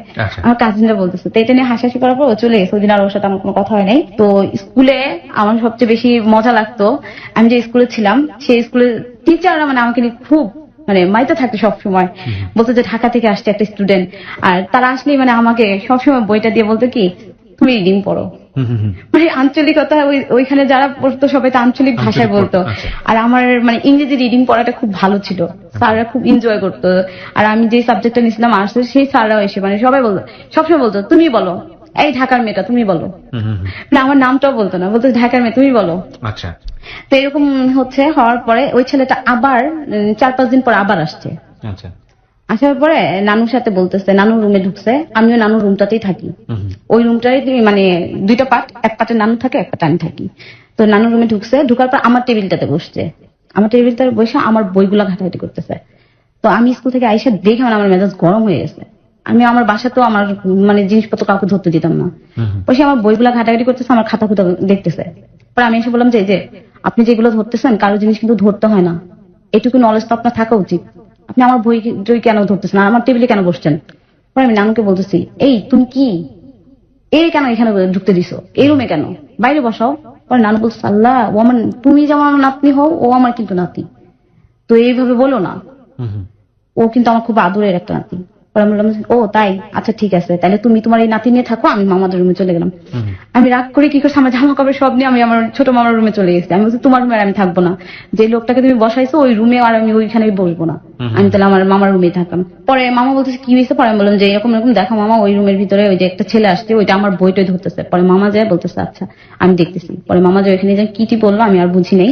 পরে ছেলেটা, আমি বাইরে ঘুরতেছি, ওই টাইমে আসছে আমার পাশে, এসে বলতেছে, শোনো তুমি আমার ছোট বোন হও, ঠিক আছে, আর আমি তোমার ভাই হই, এটা তো কোনো ই নাই, আসলে তুমি আমাকে চিনো না জানো না, তো এই জন্য এরকম করতেছো, আমরা কিন্তু পর না, তুমি ছোটবেলায় এক সময় অনেক ছোট ছিলা, ওই টাইমে আমাদের বাড়িতে গেছিলা, আর তোমার সাথে খুব ছোট ছোট পুতুল ছিল, তুমি ওগুলা নিয়ে খেলছিলা, তোমার হয়তো খেয়াল নাই, কিন্তু আমার এখনো মনে আছে। তখন থেকেই আমি সবটা মুহূর্তে অপেক্ষা করতাম যে তুমি কখন আবার জামালপুরে আসবা, আচ্ছা, তুমি কখন জামালপুরে আসবা, আর তোমাকে আমি এক নজর দেখবো। এখানে কিন্তু আমার আসার কোনো দরকারই নেই। কি ছিল না, মানে কি নাম ছিল ওর? ওর নাম ছিল লতিফ। লতিফ, হ্যাঁ। আচ্ছা। পরে ও বলতেছে আমার নাম লতিফ আর আমি তোমার ভাইয়া হই। তো আমার এক কাজিনের হাজবেন্ড ছিল ওর সাথে, উনি আমাদের দুলাভাই হইতো। তো উনি বলতেছে যে তুমি রাগ করতেছো কেন, ও তো তোমার ভাইয়া হয়, ও তোমাকে দেখার জন্যই তো আসে এত দূর পথ পাড়ি দিয়ে, সেই 5 কিলোমিটার, আমার নানু বাড়ি থেকে ওদের বাড়ি ছিল 5 কিলোমিটার দূরে, বলে যে এত দূর রাস্তায় পার হয়ে আসে। তা আমি বলছি আশ্চর্য, সে আসে কেন, আসার তো দরকার নেই, আমাকে দেখার দরকার নেই, আমি ওনাকে চিনি না জানি না, উনি বলতেছে আমার কাজিন। পরে নানু বলতেছে তুই না আসলে অনেক বেয়াদব হয়ে গেছিস, এইভাবে কথা বলতেছিস কেন, তোর পরিচয় তো হইতেছে, পরিচিত হচ্ছে, তাহলে তুই এইভাবে কথা বলতেছিস কেন? আমি বললাম যে আমার পরিচিত হইতে হবে না, আমি কোনো ছেলে মানুষের সাথে কথা বলি না, সে যেন গায়ে পড়ে আমার সাথে কথা বলতে আসে না। পরে সে চলে গেল, ওই দিন চলে যাওয়ার পরে আবার 2-3 দিন পরে আইসা আমি দেখি যে আমার স্কুলের সামনে, মানে আমার স্কুল থেকে আমার নানু বাড়িটা দেখা যেত, মাঝখানে একটা পুকুর ছিল, আর স্কুলের মাঠটা অনেক বড় ছিল, আর ওইখান থেকে আমি স্কুলে মানে সামনে বেঞ্চে বসতাম, তো ওইখান থেকে দেখতেছি যে ওই ছেলেটাই আইসা সেই পুকুর পাড়ে একটা গাছের সাথে হেলান দিয়ে দাঁড়ায় আছে, মানে সামহাউ সে আপনাকে ফলো করে? হ্যাঁ, তাকে আছে। পরে আমি স্কুল থেকে বাড়িতে আসলাম, আসার পরে দেখেছি সে বাড়িতে বসে আছে, নানুর সাথে গল্প করতেছে, আমি আর কোনো কিছু বললাম না, আমি আমার কাজিনদের সাথে অন্যদিকে চলে গেলাম। চলে যাওয়ার পরে সে আসে, এইভাবে যাচ্ছে, এইভাবে যাওয়ার পরে হঠাৎ একদিন নানু আমারে বলতেছে, আচ্ছা তুই কি কাউকে পছন্দ করিস? আমি বলছি, না, আমি তো কখনো কাউকে পছন্দ করি নাই। আমাদের সঙ্গে রয়েছে আজকে এখানে আয়েশা, তার জীবনের গল্প নিয়ে আয়েশার কাছে আমি আবারও ফিরছি। জি আয়েশা, আপনি যেটা বলছিলেন যে আপনার নানু আপনাকে প্রশ্ন করছিল যে আপনি কাউকে পছন্দ করেন কিনা। হ্যাঁ, পরে নানু আমাকে জিজ্ঞেস করছে তুমি কি কাউকে পছন্দ করো? আমি বলছি না, আমার এই জীবনে আমি কাউকে কখনো পছন্দ করব না, আর হবেও না, কারণ আমার বাবাকে আমি খুবই সম্মান করি, আর আমার বাবা যাকে বলবে আমি তাকে বিয়ে করবো, তো আমি কখনো আমার বাবাকে আঘাত দিতে পারবো না, কখনো কষ্ট দিতে পারবো না। এর মাঝে একদিন আমার বইটা খুললাম, বইটা খুলে দেখতেছি যে আমার নামটা আর ওর নামটা একসাথে মাঝখানে একটা প্লাস দিয়ে, যে টেবিলে বসে বসে ওর ছেলেটা কাজ, হ্যাঁ লতিফ, লতিফ, ওর নামটা আর আমার নামটা একসাথে যোগ করে আমার বইটার মধ্যে লিখে গেছে। আমি এটা দেখার পর আমি ভীষণ গরম হলাম, আমি নানুর বললাম যে আমার বই খাতে কে ধরছিল? পরে বলতেছে কই কেউ ধরে নেই। পরে আমি তাকে দেখালাম, দেখো এটা কি করে গেছে, এটা কিন্তু বেশি হচ্ছে, আমি তো আব্বুকে বাধ্য হবো জানাইতে। পরে আমার মানে ওই দিন খুবই রাগ হয়ে গেছিলাম, রাগ হয়ে আমি আব্বুকে ফোন দিছি, দিয়ে বললাম যে আব্বু এরকম এরকম দেখো এখানে একটা ছেলে আসে আমাকে খুব ডিস্টার্ব করতেছে, আমার তো লেখাপড়া নষ্ট হচ্ছে, ও এসে এরকম এরকম আমার টেবিলে বই খাতা ধরে হেনতেন এরকম, আব্বুকে বললাম। পরে আব্বু তার পর দিনই গেছে, যাওয়ার পর বলতেছে যে কি ব্যাপার, কে আসে এখানে, আমার মেয়েকে এরকম ডিস্টার্ব করলে তো আমি এখানে রাখবো না, আর ও যেহেতু ক্লাস 9 এর টেস্ট চলে আসতেছে, হ্যাঁ এরকম ডিস্টার্ব করলে তো খুবই খারাপ হয়ে যাবে। আব্বু মামাদের বললো যে আপনারা যদি না পারেন তাহলে আমাকে বলে দিন, আমি আমার মেয়ে নিয়ে চলে যাবো, আপনারা যদি গাইড করতে না পারেন, বাড়িতে যদি এরকম ছেলে আসে ডিস্টার্ব করে। পরে মামারা মানে খুবই কষ্ট পাইলো, কষ্ট পাওয়ার পরে সেই ছেলেটাকে আরেকদিন সে আসলো, আসার পরে মামারা ভীষণ অপমান করলো আমার সামনেই, বলে যে শোনো তুমি আইসো, বাট এখন আইসো না, ভাগ্নিটা চলে যাওয়ার পর তারপর আইসো, আর এখন এই বাড়িতে একটু ঘোরাফেরা কমই করো, তোমার দাদুর বাড়ি ঠিক আছে, তুমি এভাবে আইসো না, ওর সামনে পরীক্ষা, ডিস্টার্ব হয়, আর আমরা চাই না আমার বোনের সংসারটা নষ্ট হোক। এটা বলে দিল, বলে দেওয়ার পরে ও দেখলাম যে আর কিছু বলে নাই, চলে গেছে। চলে যাওয়ার পরে সে মানে আড়ালে আসে নানুর সাথে যুক্তি পরামর্শ কথাবার্তা বলার পরে নানু আমার সামনে বলে যে আমার নাতিটা আমার বাড়িতে আসতে পারে না তোর জন্য, সে নাকি না খায় আছে 3 দিন যাবত, হ্যান তেন এরকম মানে দুনিয়ার কথা আমার সামনে বলে। আমি এগুলো পাত্তা দিই না, আমি আমার পড়া নিয়ে খুবই ব্যস্ত হয়ে পড়লাম, আমার যেহেতু টেস্ট চলে আসছে। তো এরকম যখন ও বাড়িতে আসতে পারে না, ও একদিন আমি আবার কোচিং করতাম, তো কোচিং করতে হইলে ওই যে গ্রামের যে রাস্তা মেঠো পথ ও দিক দিয়ে যাইতে হইতো, খুবই ফাঁকা থাকতো দুপুরবেলার টাইমে। তো ওদিক দিয়ে যাইতে হইতো, আমরা 2টা বান্ধবী যাইতাম। তো রাস্তাটা খুবই ফাঁকা ছিল, আমি দেখলাম যে ও এখানে দাঁড়ায় আছে। ওই রাস্তার মাঝখানে একটা আম গাছ ছিল, সেই আম গাছের সাইডে একটা রিক্সা দাঁড়া করে ওখানে দাঁড়ায় আছে। দাঁড়া করানোর পরে সে আমার বলতেছে একটু দাঁড়াও, আমি তোমার সাথে একটু কথা বলবো, আমি কালকে থেকে আর কোচিং এ আসবো না, যেহেতু আপনি এই রাস্তাটাই ধরে ফেলছেন, এটা আপনার নেক্সট টার্গেট হয়েছে, নানু বাড়ি বাদ দিয়ে এখানে টার্গেট হয়েছে, আমি আর আসবো না। ঠিক আছে, সে মানে ভীষণ রিকোয়েস্ট করতেছে একটু দাঁড়াও। সে বলতেছে আমি তোমাকে অনেক পছন্দ করি, অনেক লাভ করি। আমি বলতেছি আপনি কিভাবে ভাবেন আপনার মতো একটা গ্রামের ছেলের কাছে আমার বাবা বিয়ে দিবে? আমি এখানে লেখাপড়া করতে আসছি, একমাত্র এটাই আমার লক্ষ্য, তার বাইরে কিচ্ছু না। আমার বাবা কখনোই গ্রামে বিয়ে দিবে না, আর আপনাকে তো প্রশ্নই আসে না। এটা বললাম, বলার পরে সে মানে ভীষণ কষ্ট পাইছে। সে নাকি ওই দিন বাড়িতে যায় তার বড় ভাইয়ের সামনে স্মোক করছে। কখনোই লাইফে কখনোই সে স্মোক করে নাই, তার ভাইয়ের সামনে স্মোক করছে। সেই জিনিসটা আবার তার ভাই দেখছে, মানে ওর ভাইকে জানাইছে। জানানোর পরে সে বিষয়টা শুনছে, শোনার পরে আমাদের নানুর বাড়িতে আসছে একদিন রাতে, খুব মোটা সোটা। তো আমি পড়তেছিলাম, ওর ভাই? হ্যাঁ ওর ভাই। তো আসছে, আসার পরে নানুর রুমটাতেই ডিরেক্টলি ঢুকছে। ঢুকার পরে আমি তো মানে গরম দিন, আমি বসে বসে পড়তেছি, তো এই টাইমে আসছে। আসার পরে সে আমার দিকে একবার তাকাইলো। তাকানোর পরে আমি মানে তাকে সালাম দিলাম। সালাম দেওয়ার পর বললাম যে জি কাকে চাচ্ছেন? পরে বলতেছে যে দাদি কি আছে? পরে আমি বললাম যে হ্যাঁ নানু আছে। পরে বলতেছে তোমার নামই কি আয়শা? পরে আমি বললাম যে হ্যাঁ আমার নামই আয়শা। পরে বলছে ও তুমি কি আমাকে চিনছো? পরে আমি বললাম যে না আমি চিনি নাই আপনাকে। পরে সে আমাকে বলতেছে যে ছোটবেলা একটা সময় তুমি আমাদের বাড়িতে আসছিলা, তখন আব্বু অ্যাক্সিডেন্ট করছিল, তখন ফুপি তোমরা সবাই আসছিলা। তো নানু একদিন দুপুরবেলা আমি স্কুল থেকে আসছি, আসার পরে সে আমার পাশে বসে বলতেছে দেখ ও তো তোরে অনেক পছন্দ করে, তুই যদি এরকম করিস তাহলে তো ও হয়তো অন্য ধরনের কিছু একটা করবে, যেটা বলতেছে যা করতেছে। পরে আমি নানুরে হাত ধরে বললাম যে দেখো নানু, তুমি কি চাও? আমার জন্ম ঢাকাতে, তারপর আমার বাবা আমাকে নিয়ে অনেক আশা করে, সে চায় আমি লেখাপড়া করে ভালো কিছু করি, তারপর তার অনেক আশা। হ্যাঁ আমার আপন নানু। পরে আমি বললাম যে এরকম এরকম। পরে এই খবরটা আবার মানে ওই যে আব্বু এসে যে ওকে ঝাড়ঝুড়ি দিয়ে গেল, এই খবরটা দাদু আর দাদু ভাই শুনছে। শোনার পরে একদিন দাদু আমাকে ফোন দিয়ে কথা বলতেছে, মানে সবসময় বলে, সেদিন আমার বলতেছে যে দেখো এমন কিছু করবা না, আমাদের আশা কিন্তু তোমাকে নিয়ে অনেক কিছু। পরে ফুপিরাও ফোন ধরলো, ফুপিরাও আসছিল। পরে বলতেছে তুমি শুধু জাস্ট পরীক্ষাটা দিয়ে এখানে চলে আসো, তারপরে যা করা লাগে আমরা করবো। আমার টেস্ট পরীক্ষা শেষ হয়ে গেল, টেস্ট পরীক্ষা শেষ হলো। টেস্ট পরীক্ষা শেষ হয়ে পরে আমি ক্লাস 9 থেকে 10-এ উঠছি। তো ওই টাইমে হঠাৎ একদিন দুপুরবেলা, এর মাঝে ও বেশ কিছুদিন আসেনি, হঠাৎ একদিন দুপুরবেলা আমি ওই কোচিং এ যাচ্ছি। তো ওই টাইমে দেখতেছি যে ও দাঁড়ায় আছে সাথে একটা রিক্সার সাথে। তো আমি যাচ্ছি, যাওয়ার পর আমার বলতেছে যে একটু দাঁড়াও। পরে আমি বললাম যে কেন, কি হয়েছে? পরে ওই দিনই মানে ফার্স্ট ওর সাথে আমার ভালো মতো কথা, মানে কোনো রাগ নাই, ঠান্ডা মেজাজে ওর সাথে কথা বলতেছি। তো ওর জন্য নানু খুব কষ্ট পাইতেছিল। আমি দেখতেছিলাম যে নানু খুব কান্নাকাটি করে, বলে যে আমার নাতিটা আমার বাড়িতে আসতে পারে না। আর ওই ওদের ফ্যামিলি থেকে ওই একমাত্র বেশি আসতো নানু বাড়িতে। তো নানু এটা বলতো। তো ওই কথাটা মনে পড়ে কেন জানি ওর সাথে আমি খারাপ বিহেভ করতে পারলাম না। আমি দাঁড়ালাম, দাঁড়ানোর পরে বলতেছে যে তোমাকে আমার বড় আপু একটু দেখতে চায়, তুমি কি একটু যাবা? পরে আমি বলতেছি যে না আমার তো কখনোই যাওয়া সম্ভব না, তুমি বাড়িতে যাও। বাড়িতে যাওয়ার পর ওনাকে বাড়িতে আসতে বললো। পরে সে মানে এক প্রকার মানে অনেক রিকোয়েস্ট করতেছে। তো আমি কেন যেন বললাম যে আচ্ছা ঠিক আছে। এটুক বলেই আমি, আমার হাতে বই ছিল, কোচিং এ যাচ্ছি, বইটই সহই রিক্সায় উঠে পড়ছি। রিক্সায় উঠার পর আবার ভাবতেছি যে মামাদেরকে না বলে যাচ্ছি, মামারা তো একটু পরে টেনশন করবে, তারা তো একটু পরপরই খোঁজ নেয়, অল টাইম তারা খোঁজ খবর রাখতেছে। আমার কেন যেন, পরে আমি বলতেছি দেখো আমার কেন যেন মনে হচ্ছে যে আমি একটা অন্যায় করে ফেলছি, তাদের না বলে যাচ্ছি তোমার সাথে। পরে কোনো অন্যায় না, তুমি করে বললেন নাকি না আপনি করে কথা হয়, ও আমাকে আপনি বলে। পরে আমি বলতেছি যে দেখেন আপনার সাথে যাওয়াটা আমার খুব ভুল হচ্ছে, আমি মামাকে বলে যাই। পরে বলতেছি না বেশিক্ষণ লাগবে না, তারা জানবে না, জানার আগে তোমাকে আমি দিয়ে যাবো। ওর দেখতেছিলাম যে পা থেকে মাথা পর্যন্ত ওর হাত পা সমানে কাঁপতেছে। তো তখন আমি বুঝতে পারলাম যে নিশ্চয়ই এখানে কোনো ঘাপলা আছে, কোনো সমস্যা আছে, ও কেন এইভাবে চোরের মতো কাঁপাকাঁপি শুরু করছে। তো একটুখানি পথ যাওয়ার পর আমি রিক্সাটাকে বললাম যে ভাইয়া রিক্সাটা থামান। পরে ও বলছে কেন?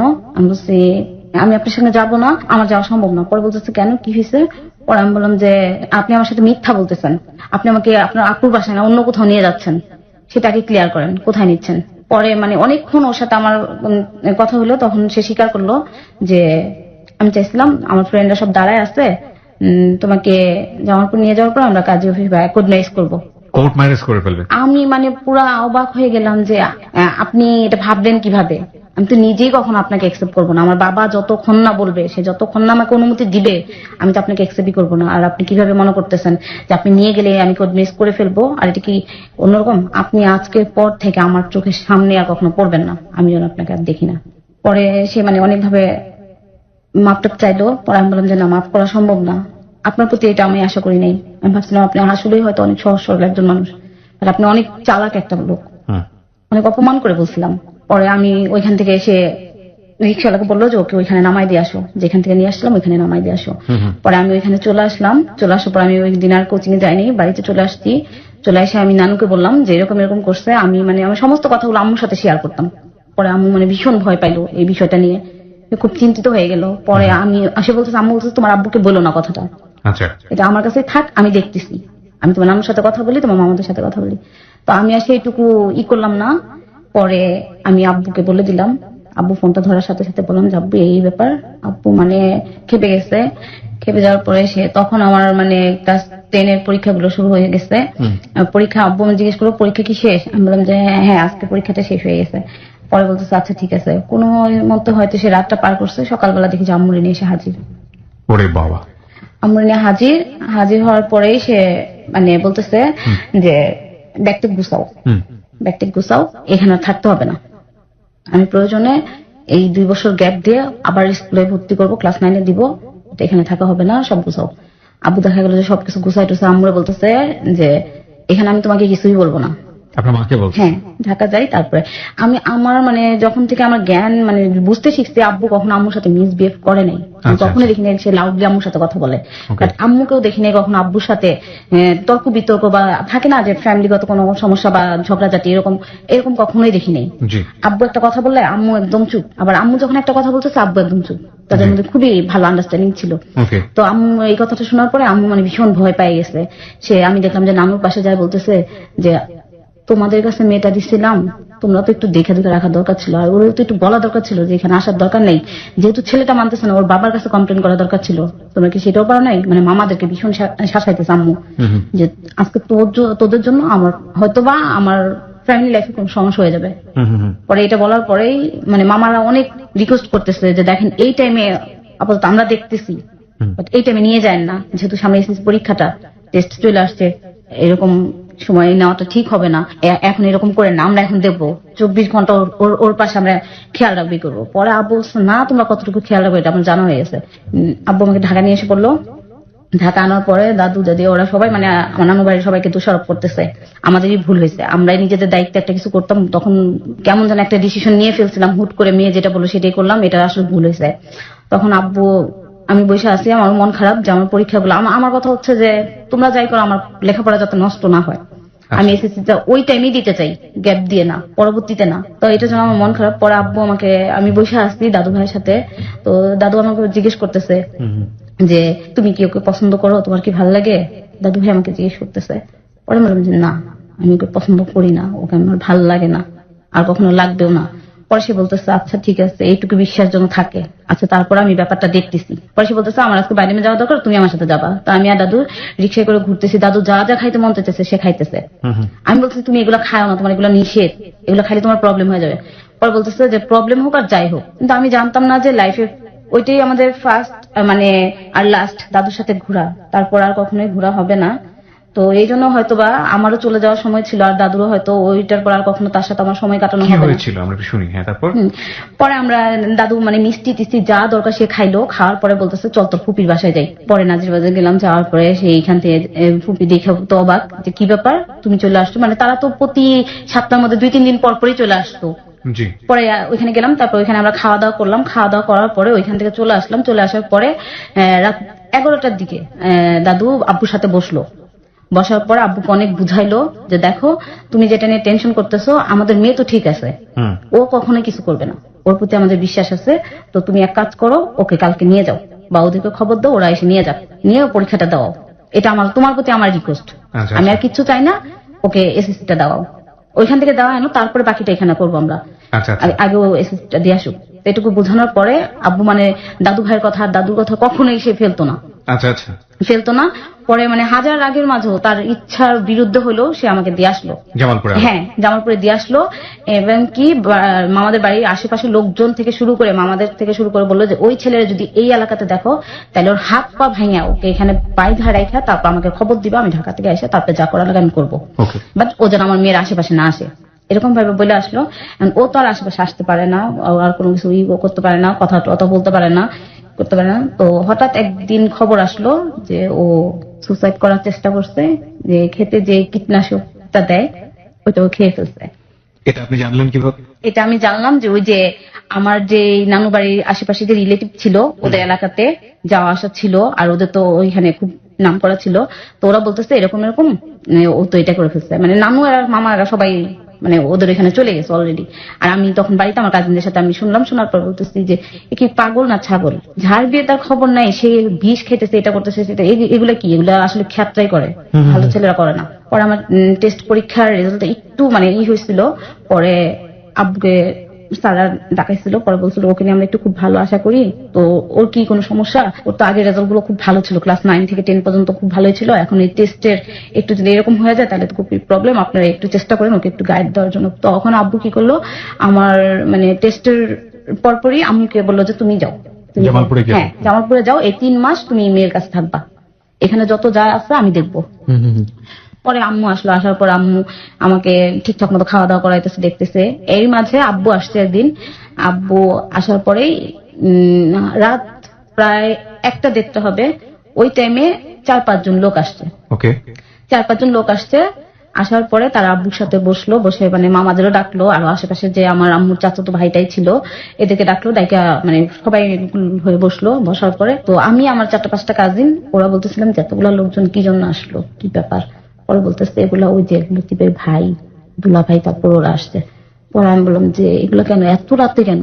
পরে বলতেছে দেখো না কি হয়, দেখি আগে কি বলে। তো আমি পড়তেছিলাম আর মানে ওদিকেই খেয়াল করতেছিলাম যে ওরা কি বলতেছে। তো এক পর্যায়ে দেখতেছি আব্বু খুব হইচই করতেছে, মানে খুব রাগ, হ্যাঁ রেগে যাচ্ছে, মাঝে মাঝে রেগে যাচ্ছে, পরে আবার সবাই থামাচ্ছে, বলতেছে আপনি থামেন, একটু বোঝার চেষ্টা করেন। পরে আমার যে ওই যে ওর যেই ওদের মানে ছিল দাদা বলি, আর ওদের নাকি গার্ডিয়ান পক্ষ যে ছিল, উনি একটা হেডমাস্টার ছিল স্কুলের, উনি আসছে, ওনাকে নিয়ে আসছে। পরে উনি বলতেছে যে এই কথাটা আমার কানে আসছে যে দেখেন একটা জীবনের জন্য আরেকটা জীবন নষ্ট হয়ে যাবে, আর সেই লোকগুলোর জন্য আরো কতগুলা মানুষের কষ্ট হচ্ছে, সমস্যা হচ্ছে, একটা ফ্যামিলি ধ্বংস হয়ে যাইতেছে। এটাকে আপনি বুঝেন, আপনি তো চাকরি করেন, আর ব্যবসার জিনিসটা অন্যরকম, ওদের ব্যবসাটাই হচ্ছে মূল, আর সেটাই নষ্ট হয়ে যাইতেছে। আর এইটা যদি হয় তাহলে কিন্তু খুব সমস্যা হবে। আর আপনি শুনেন, মেয়েদের ভাগ্য তো বলা যায় না, কার ভাগ্যে কি লেখা আছে, আপনি না করতেছেন, হয়তো 2 দিন পরে দেখা যাবে আপনার মেয়েটা এই বাড়িতে গেছে, এখন যে এত অপমান করতেছেন, বলতেছেন চাষা পোষা এদের কাছে দিবেন না, হ্যান তেন এরকম ধরনের কথা বলতেছেন, এটা ঠিক না। মেয়েদেরকে নিয়ে বড় কথা বলতে হয় না। আমার বাবা বলতেছে আমি আমার মেয়েদের নিয়ে বড় কথা বলার মতো বইটা রাখি, আমি আমার বিশ্বাস আছে আমার মেয়ে কখনো আমার অবাধ্য হবে না। পরে বলতেছে যে এত বড় কথা বলেন না, এত করে বলেন না। পরে আমার আব্বু বলতেছে যে না, আমি এটা বলতে পারি, কারণ আমার মেয়েদের প্রতি আমার অনেক বিশ্বাস, আমার মেয়েরা আমার অবাধ্য হবে না, আর কখনো আমি এই ধরনের কোনো রিপোর্ট পাইনি আমার মেয়েদের বিরুদ্ধে। আপনি এলাকাতে ঘুরেন দেখেন, আমার মেয়েটার সম্বন্ধে কেউ একটা খারাপ কথা বলতে পারবে না, তো আপনি এটা বলেন না। পরে সেই লোকটা মানে অনেক কিছু বলার পর আব্বু অনেক বুঝাইতে চাইছে, পরে আব্বু ডিরেক্টলি না করে দিচ্ছে যে কখনোই সম্ভব না, এই কথাটা নিয়ে আমার কাছে আর কখনো আসবেন না। আমি একজন গভর্নমেন্ট জব করি, আমার মেয়েকেও চাইবো যে একজন সরকারি চাকরিজীবী ছেলে, আর আমার মেয়ের চাইতে যেন আরো বেশি শিক্ষিত হয়। আর এই মেয়েটা কখনো এই গ্রামের অঞ্চলে কখনো মানাইতে পারবে না। আপনারা কেন এটা বুঝতেছেন না, এটা বোঝার চেষ্টা করতেছেন না। শুধু এখনকারটা ভাবলে তো হবে না, আপনারা বিজনেস নিয়ে আসছেন, আপনাদের ব্যবসা চিন্তা করতেছেন, আমার মেয়েটার লাইফ নিয়ে আমি চিন্তা করতেছি।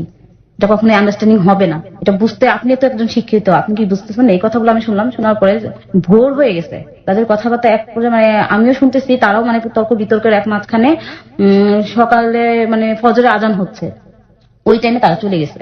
ওই টাইমে যাওয়ার পরে আরো লোকজনের মাধ্যমে কয়েকদিন পর পরে আব্বু যেই কদিন ছিল অনেক বোঝানোর চেষ্টা করছে, আব্বু ডিরেক্টলি বলছিল না, কখনোই সম্ভব না।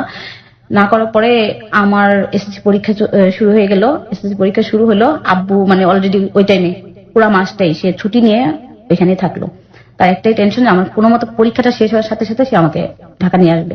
তো পরীক্ষা শুরু হয়ে গেছে, পরীক্ষা দিতেছি। পরীক্ষা দেওয়ার মাঝামাঝি সময়ে আমার মানে নানুরি আরেক রিলেটিভ পক্ষ যে মামাই হয় সে আসলো। আসার পরে আম্মুকে আইসা মানে হাতে ধরে কান্নাকাটি শুরু করছে যে আমি তো তোর বড় ভাই হই, তো তোর কাছে আর কিচ্ছু চাই না, তোর মেয়েটা ভিক্ষে দে। পরে আম্মু বলতেছে আমি এগুলা বলতে পারবো না, আমার সাথে এগুলা বললেন না, আপনাদের কাছে আমি দয়া করে মাপ চাই, আমার ভুল হয়েছিল আমার মেয়েটাকে এখানে পাঠানো, আর এগুলো নিয়ে আমি আর নাটক করতে চাই না, এগুলো বললেন না। পরে ওই মামাকেও না করে দেওয়ার পরে ও তো মানে পুরো পাগল, কোন দিক থেকে কারে পাঠাবে কি করবে এরকম। আর ওদিক থেকে ওর ভাইয়েরও একটা জেদ চেপে গেল যে আব্বু এত বড় বড় কথা বলছে, এত অপমান করছে। ওর বড় ভাই? সে মানে তখন থেকেই মানে একটা জেদ, ওই যে অপমানটা, যে হ্যাঁ আমরা গেলাম তারপরে হ্যাঁ শুনলো না, আমি এগুলা কথা এক কান দিয়ে ঢুকে আর এক কান দিয়ে বের করে, কারণ আমার পরীক্ষা চলতেছে, এগুলো আমার শোনার কোনো দরকারই নেই। পরে সে বলতেছে যে এইরকম এরকম মেয়ে দেখায়, ও তো পালায় পালায় চলে আসে, মেয়ে দেখেই না, নিয়ে যাই এখানে দেখাবে ওইখানে দেখাবে এরকম। আপনার চেয়ে কয় বছরের সিনিয়র ছিল? 4-5 বছরের বড় ছিল।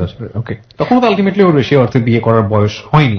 হ্যাঁ ওর তখন হয়নি। ও আমি পড়াশোনা করতো? ও পড়াশোনা করছে। আচ্ছা। ও ইন্টার পাস করছিল, এইটুকু আমি জানছি, কিন্তু ওর ফ্যামিলিতে আর কেউ লেখাপড়া করেনি। ওকে। পরে আমার মনে আছে আমার যেদিন লাস্ট পরীক্ষা, ওই দিন 2টা পরীক্ষা ছিল একসাথে, তো ওই দিন দেখি যে আব্বু সবকিছু আমার গুছাই টুসাই ব্যাগ টেক রেডি, আম্মুরে বলতেছে সব গুছাই ফেলো, সব ই করে ফেলো, মানে আজকে পরীক্ষা দিয়ে আছি আজকেই। হ্যাঁ মানে পরীক্ষা শেষ হওয়ার সাথে সাথেই আব্বু ট্রেনে উঠবে, এরকম একটা প্রিপারেশন নিয়ে ট্রেনের টিকিট কেটে রাখছে। পরে আম্মু বলতেছে, আমি সকালে পরীক্ষাটা দিয়ে এসে মানে মাঝখানে 1 ঘন্টা ছিল, বিরতি ছিল, পরে বলতেছে যে দেখো আজকে না যে কাল। আব্বু বলছে একটা কথা বলবা না, মেয়েটার পরীক্ষা শেষ হওয়ার মিনিটের মধ্যে সব নিয়ে বের হবা, একটা কথা। মানে নানু অনেক কান্নাকাটি করতেছিল, আগের দিন রাতেও দেখছি নানু অনেক কাঁদতেছে। পরে ওই দিন আব্বু মানে লাইফে মানে ফার্স্ট আম্মুকে একটু হেয় করে কথা বলছিল যে আমি আমার জীবনটা নষ্ট করছি করে বিয়ে করে, আমি আমার মেয়েটার জীবনটা নষ্ট করতে চাই না, এর কি যন্ত্রণা এর কি কষ্ট এটা আমি খুব হাড়ে হাড়ে বুঝি। আর আমি জীবনে একটা ভুল করছি, তার মাপ আমি আজও পর্যন্ত পাইনি 4টা সন্তান হওয়ার পরও। আর আমি যদি আমার এই মেয়েটাকে, আমার বংশে মেয়ে নাই, আমার এই 2টা মেয়ে, তো ওই দিন আমার খুব খারাপ লাগছে যে আম্মুকে আব্বু ওই ফার্স্ট আমার সামনে আম্মুকে একটা চড় মারছিল। চড় মারার পরে আম্মু মানে অবাক হয়ে গেছিল যে এটা কি করলো, আম্মুকে একটা চড় মারছে আম্মুর সামনে, তারপর আম্মুর সামনে একটা চড় মেরে বলতেছে যে আমি অনেক আশা নিয়ে দিছিলাম, অনেক ভরসা নিয়ে দিছিলাম, আমার মেয়েটার লাইফটা তো ধ্বংস করার পথে তোমরা নামছো, তার সাথে হয়তো আরো যে কি হবে এটার আভাস আমি এখন থেকেই পাইতেছি, আমার ভিতরটাই যেন কেমন করতেছে, একটা ঝড় তুফানের আভাস আমি পাইতেছি। আপনি যিনি কথা বললাম একটা চর মারছিল, ওইটাই আমি লাইফে ফার্স্ট দেখছিলাম যে আমাকে একটা চর মারছিল, আমার খুব কষ্ট লাগছিল। আম্মু আমাকে ধরে অনেক কান্নাকাটি করতেছিল, অনেক কান্নাকাটি করছে, সারাটা রাত নানু কান্না করছে, আম্মুও কান্না করছে, আর আব্বু বাইরে বসেছিল একটা চেয়ারে। তার মানে ওই রাতে থাকছে? মানে ওইটা আগের দিন রাতে, তারপরেই সব বোঝানো। আচ্ছা, ওকে। মানে পরীক্ষাটা শেষ হওয়ার আগের দিন রাতে এটা। এইসব জিনিস আপনার বাসার মধ্যে ঘটে যাচ্ছে, এগুলো তো আপনাকে মেন্টালি ডিস্টার্ব করার কথা। হ্যাঁ আমার খুব ডিস্টার্ব হচ্ছিল, আমি মানে পড়ার সময় আমার খুবই হইতেছিল। তারপর আমার মানে ধরেন আমি একটা মানে যুদ্ধের মতো করেই আমার পড়াটা চালা যাচ্ছে, আমি ওগুলো মানে আমার কানে নিচ্ছিলাম না। আমার কথা হচ্ছে আমার বাবার আশা যে আমি এসএসসি পাস করবো, তারপর কলেজে যাবো, ভালো কিছু করবো, চাকরি করবো, বাবার পূরণ করবো। বাবা সবসময় বলতো যে তোমরা লেখাপড়া করবা, গ্রাজুয়েট হবা, তারপর একটা ভালো চাকরি আমি নিয়ে দিবো, ভালো একটা চাকরি দাঁড়াবা, তারপরে অনেক পরে বিয়ে শাদীর বিষয়টা। তো এই লক্ষ্যটাই আমার ছিল যে আমি লাইফে কিছু করব, বাবার মতো একটা সরকারি চাকরি করব, ছোট হোক আর বড় হোক, খুব সিম্পল ভাবে চলবো, বাবা যেভাবে চলছে। তো এটা নিয়ে আমি লেখাপড়ার দিকে মনোযোগ দিয়ে পড়ালেখা করতেছি। তো এর মধ্যে ওই দিনই পরীক্ষাটা শেষ, লাস্ট পরীক্ষাটা। তো আমাকে এমন ভাবে গাইডে রাখছে যে ও আমার মানে 10 হাত কাছেও আসতে পারে না, এরকম অবস্থা। তো ও কিভাবে যেন আমি পরীক্ষা দিয়ে আসতেছি, আম্মু এই সাইডে দাঁড়ানো, মামারা সবাই দাঁড়ানো, ও আমার যেই কেন্দ্রটা পড়ছিল ওই কেন্দ্রের যে আয়া ছিল তাকে যেন কিভাবে ম্যানেজ করছে। বলছে যে ওরে যেভাবেই হোক আপনি একটু ওয়াশরুমের দিকে নিয়ে আসবেন, ওইখানে বলছিল। বলার পর ও কিভাবে যেন ওই ওয়াশরুমের ওই পাশে একটা দেওয়াল ছিল, পাঁচিল ছিল, সেটা টপকে ওইখানে দাঁড়াইছে। তো আমারে বলতেছে যে পরীক্ষা শেষ, তো এই আয়াটা বলতেছে তুমি তো এখন চলে যাবা, শুনলাম তোমার সবকিছু গুছানো সব তোমার মামারা বলতেছে, তো আসো ওই কর্নারে যাই, তুমি একটু ফ্রেশ হয়ে যাও। পরে আমি বললাম না ফ্রেশ হবো না, আমার কোথাও যাওয়া নিষেধ, আমার হল থেকে বেরোনোর সাথে সাথে বাড়িতে যেতে হবে, আব্বু ওয়েট করতেছে আমার জন্য, আমরা ঢাকা চলে যাবো। পরে বলতেছে যে আচ্ছা আসো দেখি। পরে ওনার আমি বুঝি নাই যে ওইখানে যে ও দাঁড়ায় আছে। পরে ওইখানে গেছি, যাওয়ার পরে মানে ও মানে আমার দেখে হাউমাও করে কান্না করে ফেলছে। ওর কান্না দেখে ওই আয়াটাও কাঁদতেছে, ওই আয়াটাকে বলতেছে আপনার 2টা পায়ে ধরি, ওর একটু বুঝান, ওর একটু বলেন যে একটা মন ভাঙা আর একটা মসজিদ ভাঙা কিন্তু মানে খুবই কান্নাকাটি করতেছিল। বলতেছিল যে দেখো একটা মন ভাঙা আর একটা মসজিদ ভাঙা একই কথা, আমি হয়তো শহরের একটা ছেলে না, এই জন্য তুমি আজকে একসেপ্ট করতেছো না, বা অনেক ধরনের কথা ও বললো। বলার পরে আমি ওর একটা কথাই বললাম যে দেখো তুমি যদি আমার বাবার মনটা জয় করতে পারো আর তাকে যদি তুমি রাজি করতে পারো আমি আছি, ঠিক আছে, এটুকু তুমি শুনে রাখো, যদি আমার বাবাকে কখনো তুমি রাজি করতে পারো, জি এইটুকু আমার লাস্ট কথা, এর বাইরে আমি কিছু বলতে পারবো না, আমি আমার বাবার অবাধ্য হইতে পারবো না, আর আমার বাবা যদি রাজি না হয় সেক্ষেত্রে আমার কিছু করার নাই। এটুকু বলে আমি বললাম যে তুমি ভালো থেকো আর আমার ভুলে যেও বলে আমি চলে আসলাম। চলে আসার পরে আব্বু সাথে সাথে ব্যাগ টেক নিয়ে বের হয়ে আসে আমাকে, মানে আমি যে নানু বলতেছে ওইটু খেয়ে নে, রেস্ট নে, সে সেইটুকু মানতেছে না, বলছে না আর কিছু, মানে আপনার বাবার একটা ধারণা হয়ে গেছিল যে যদি বেশি সময় স্টে করি কোনো একটা ক্ষতি হয়ে যাবে। ক্ষতি হয়ে যাবে এটা Right. ভাবতেছিল। Okay. পরে আমরা চলে আসলাম। এর মাঝে আমার যে বড় ফুপিটা ছিল উনি পাশাপাশি বাড়ি ছিল, উনি নাকি এসে দাদার সাথে কি ঝগড়াঝাটি হয়েছিল বাড়ির জমিটা নিয়ে বা কি সম্পদ নিয়ে কি সমস্যা হয়েছিল সেটা নিয়ে তর্ক বিতর্কের এক পর্যায়ে দাদার সাথে খুব খারাপ ব্যবহার হয়েছিল। তো হওয়ার পর আমরা বাসায় আসছি, আসার পরে দিয়ে আমি আগে রুমে ঢুকছি, দাদার রুমে ঢুকছি, ঢুকে দেখি যে দাদা সোফার উপরে হাতটা ছেড়ে কেমন যেন হইয়া কি সেন্সলেস আছে নাকি কি অবস্থা আমি সেটা বুঝতে পারতেছিলাম না। জি। তো আমি চিৎকার করলাম, পরে আমরা বলতেছি দেখো তো কি হয়েছে। পরে এসে দেখে যে দাদার অবস্থা খুব খারাপ, সাথে সাথে অ্যাম্বুলেন্স গেল, ফোন দিল, পরে বাইরে নিয়ে আসলো, ডাক্তার বলতেছে ব্রেন স্ট্রোক করে ফেলছে। ওহো, ব্রেন স্ট্রোক করে ফেলছে। পরে মানে খুবই খারাপ অবস্থা ছিল তার। কতদিন হবে, 21 দিন হয়তো বাইরে ছিল, নাকি নল দিয়ে খাবার দাবার সবকিছু হয়েছিল।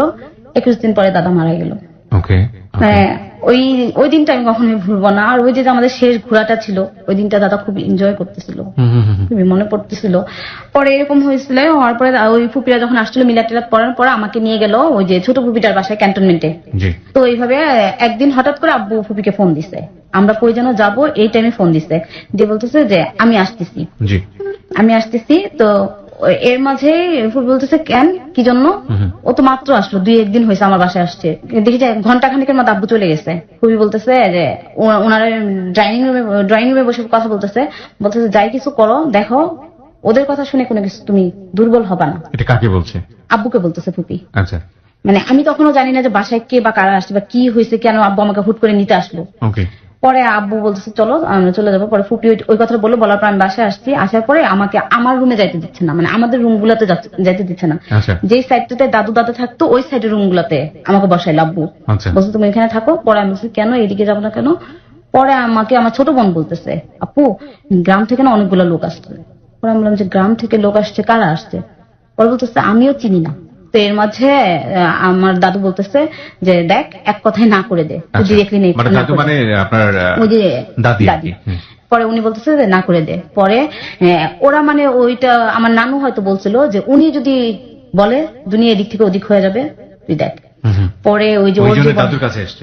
আচ্ছা। পরে দাদুর সাথে বসে বসে গল্প করতেছে। আমি শুনতেছি যে ওনারা দাদুর সাথে কথা বলতেছে, আম্মু ওনাদেরকে নাস্তা টাস্তা খাবার দাবারের ব্যবস্থা করছে, যেহেতু এত দূর থেকে আসছে ওদিন তো আর তাদের যাওয়া সম্ভব না। জি পরে খাবার দাবারের ব্যবস্থা করছে, খাবার দাবার। এখন একটা লোক বাড়িতে আসছে, দাদু এটাই বলতেছে দেখ শত্রু যদি বাড়িতে আসে মানুষ ভালো ব্যবহার করে। True. আর যেহেতু তো শ্বশুর বাড়ি এলাকার লোকজন রিলেটিভ হয়, বড় রিলেটিভ, তুই খারাপ ব্যবহার করবি না, রাইট, দেখ কি হয়। আর মেয়ে নিয়ে তো হয়তো ওর ভাগ্য এর চেয়ে ভালো জায়গায় যেতে পারে বা এর চেয়ে খারাপ জায়গায় যেতে পারে, জি তুই একটু চিন্তা ভাবনা কর দেখ। মানে ওনারা ততক্ষণে দাদুকে পটাই ফেলছে, দাদু এই জন্য এই কথাটা বলছে। তারা কিন্তু দাদু খুবই রাগান্বিত ওই বিষয়টার জন্য, ওই জামালপুর যাওয়াটা নিয়ে। পরে খাওয়া দাওয়া হলো, এক পর্যায়ে সারা রাত তারা কি বললো না বললো দরজা টরজা লাগায়া ঘুম থেকে উঠে দেখতেছি সবাই আসছে। জি সবাই আসার পরে আম্মু মানে মনটা অনেক খারাপ, হয়তো আম্মুর সাথে আব্বুর অনেক ঝগড়াঝাটি হয়েছে। হওয়ার পরে সবাই আসলো, আসার পরে ড্রয়িং রুমটাতে মানে আমাদের যে বসার রুমটা ছিল ওইখানে সবাই এসে বসলো। বসার পরে দেখতেছি যে আমাকে ফুপি যায়, মেজো ফুপি যায়, বলতেছে যে আমি ছোটবেলা থেকে দেখতাম রে তোর মাথার সিটিটা না অনেক লম্বা, তোর অনেক দূরে বিয়ে হবে। ফুপু আমাকে সবসময় এটা বলতো আচ্ছা, যে তোর মানে অনেক দূরে বিয়ে হবে। উনি যায় আমাকে ধরে কান্না করতেছে, বলতেছে যে আমরা যেটা আশা করি নেই সেটাই হইতেছে। ততক্ষণও আমি জানি না যে কি হইতেছে। পরে আমাকে নিয়ে আসলো সবার সামনে, আনার পরে দেয়া ওর যে দাদাটা যেটা মাস্টার ছিল, স্কুল মাস্টার ছিল, উনার সামনে আসা। উনাকে আমি ওই দিনই দেখলাম। উনি আপনাদের এতে চলে এসছে। জি এখানে চলে আসছে। চলে আসার পরে তখন সে একটা বের করলো, বক্স থেকে আংটি বের করলো। জি সেই আংটিটা আমার হাতে পরানো, মানে আমার হাতে পরানোর জন্য দাদির হাতে দিল। উনি বললো যে আপনি মুরব্বী, আপনিই পরায় দেন। সেই সময়টাতে আপনার বাবা কি বলছিল? বাবা নির্বাক, বাবা তখন সাইলেন্স। হ্যাঁ পুরো সাইলেন্স হয়ে গেছে। কি বলছিল ওরা কি নিয়ে কি হয়েছে এটাও আমি জানতেছি না, আচ্ছা। কারণ আমি তো তখন কোনো কিছু বুঝি নাই। আমি ফুপির বাসা থেকে আসলাম, তারপরে তারা ওই রুমে যাইতেই দিল না, পুরো রুম লাগায় সারা রাত কথা বললো। আচ্ছা, পরে সবাই কান্না করতেছে, আমার ছোট বোনটাও কান্না করতেছে, ভাইয়া তো বাসা থেকে বের হয়ে চলে গেছে। জি। ভাই ওই মুহূর্তে আব্বু অনেক রিকোয়েস্ট করছিল যে একটু দাঁড়াও, সে বলছে এখানে দাঁড়ানোই সম্ভব না, ভাইয়াও চলে গেছে বাসা থেকে। পরে আমার দাদি আমার হাতে ওই আংটিটা পরাই দিল, বললো যে আপনি পরাই দেন, আমরা নিয়ে আসছি। আংটি দিল আর আমার হাতে 2000 টাকা দিল ওরা। দেওয়ার পরে ওরা চলে গেল। চলে গেল, তারপরে আব্বুকে কি যেন বললো, পরে বললো যে আমি ফোনে জানাবো। পরে আমাকে আমার বাবা অনেকক্ষণ পরে আমার রুমে আসলো, আসার পর আমি মানে ভীষণ কান্না করতেছি, অনেক কান্দতে কান্না আমার চোখ পুরো ফুলে গেছে। তখন আব্বু বলতেছে যে আম্মু আমাকে মাফ করে দিও, আমি হয়তো হারিয়ে গেছি। ওরা আমাকে আসলে কি যে বললো আর কি হইলো আমি নিজেও বুঝলাম না। আচ্ছা। ওদের ছেলেটাকে ওরা ঠিক রাখতে পারতেছে না, হয়তোবা ও এর আগে কীটনাশক খাইছিল, এখন হয়তো ও একটু ভয়ঙ্কর কিছু করবে। আমি এটা মানে কি করবো, ওরা আমার হাতে পায়ে ধরে আমাকে পুরো করে ফেলছে, আমি আর কিছু করতে পারলাম না। অনেকভাবে বুঝাইছি যে আমার মেয়েটাকে গ্রামে বিয়ে দিলে ও পারবে না কিছু করতে। আপনাদের যৌথ ফ্যামিলি, যে ফ্যামিলিতে 15-20 জন মানুষ, এই ফ্যামিলিতে আমার মেয়ে কিভাবে অ্যাকসেপ্ট করবে, কিভাবে থাকবে? এত কখনো এগুলা এই পরিবেশে যাই নেই, এই পরিবেশে থাকেই নেই। তারপরেও তারা বলতেছে যে না। পরে আমি আমার বাবাকে ধরে অনেকক্ষণ কান্না করছি। অনেকক্ষণ কান্না করার পরে আব্বু কান্না করতেছিল। কান্না করার পরে বিকেলের দিকে ফুপিরা সবাই মিলে ডিসিশন নিল যে 2 মাস পরেই মানে বিয়েটার সবকিছু। তখন আমার পরীক্ষার 1 মাস শেষ হয়ে গেছে, আর 2 মাস পরে আমার রেজাল্ট বের হবে।